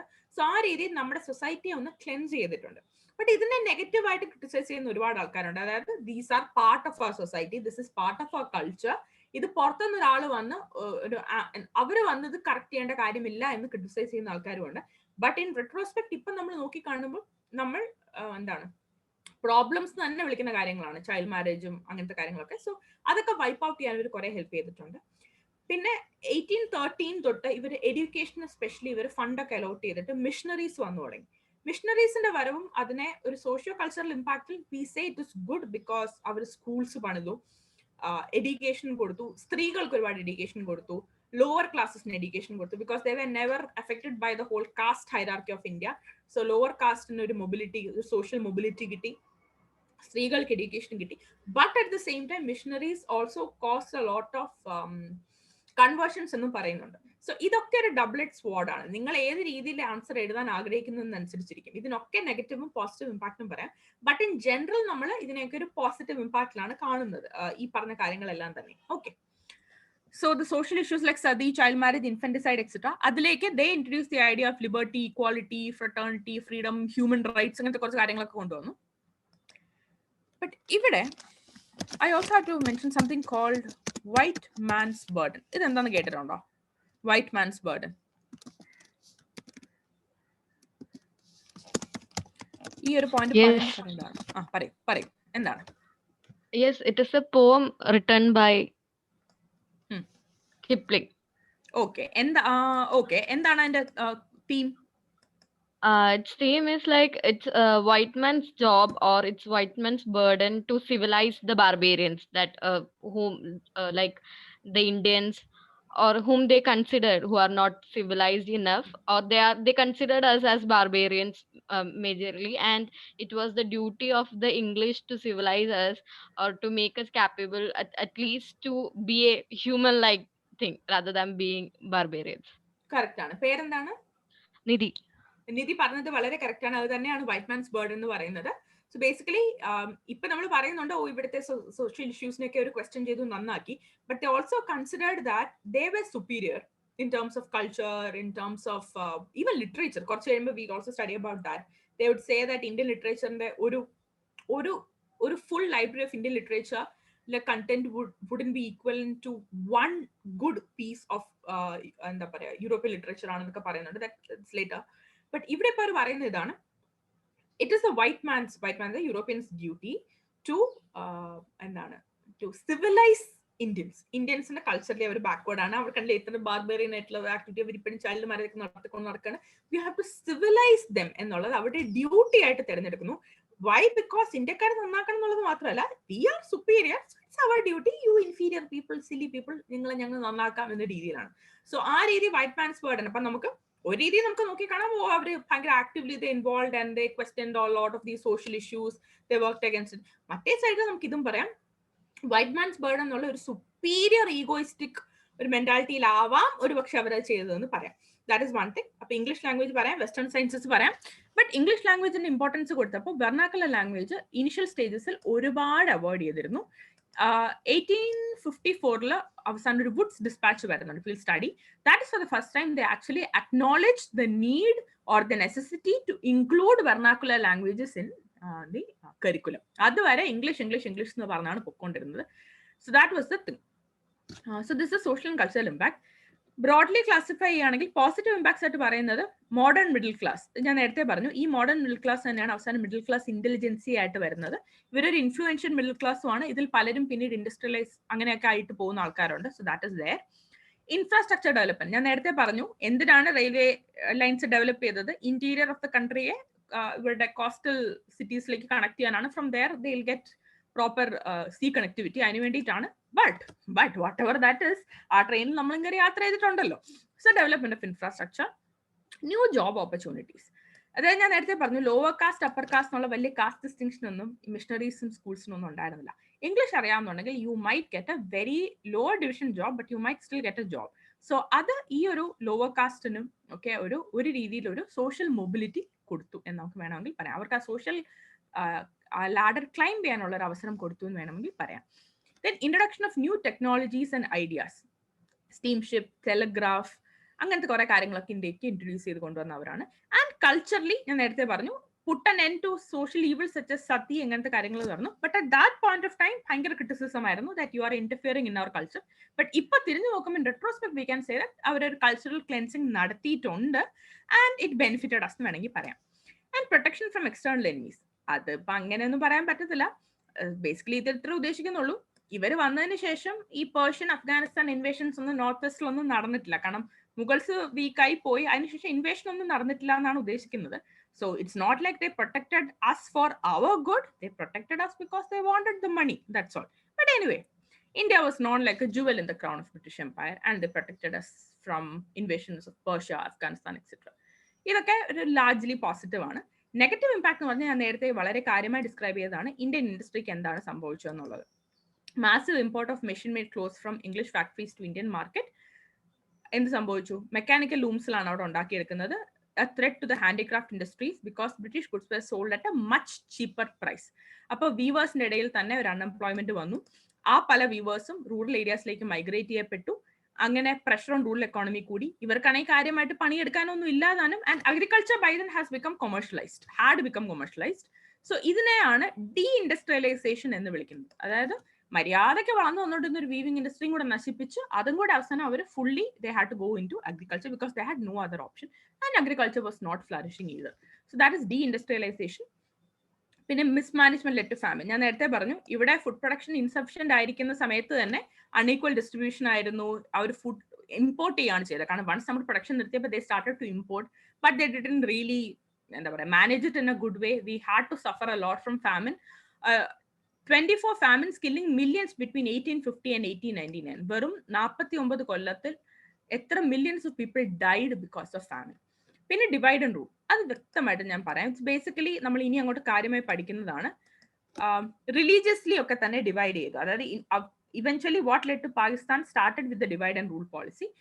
റിലീജിയസ്ലി നല്ല രീതിയിൽ ഡിവൈഡ് ആൻഡ് റൂൾ അവർ യൂസ് ചെയ്തിട്ടുണ്ട്, വിച്ച് വിൽ സ്റ്റഡി. അതിപ്പോൾ ഒരു ലൈനിലൊന്നും പറഞ്ഞു തീർക്കാൻ പറ്റത്തില്ല.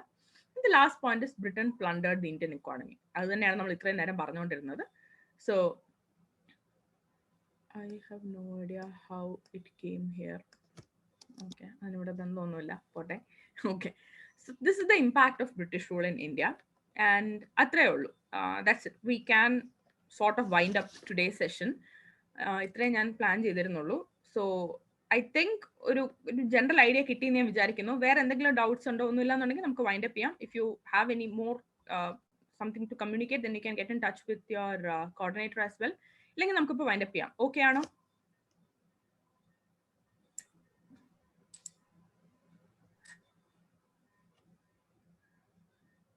വേറെ ഡൗട്ട്സ് ഒന്നും ഇല്ലല്ലോ? ഇല്ല മാം. ഓക്കെ, അപ്പൊ അങ്ങനെയാണെങ്കിൽ നമുക്ക് വൈൻഡ് അപ്പ് ചെയ്യാം. Thank you so much. നമുക്ക് അടുത്ത സെഷനിൽ കാണാം. Okay, by.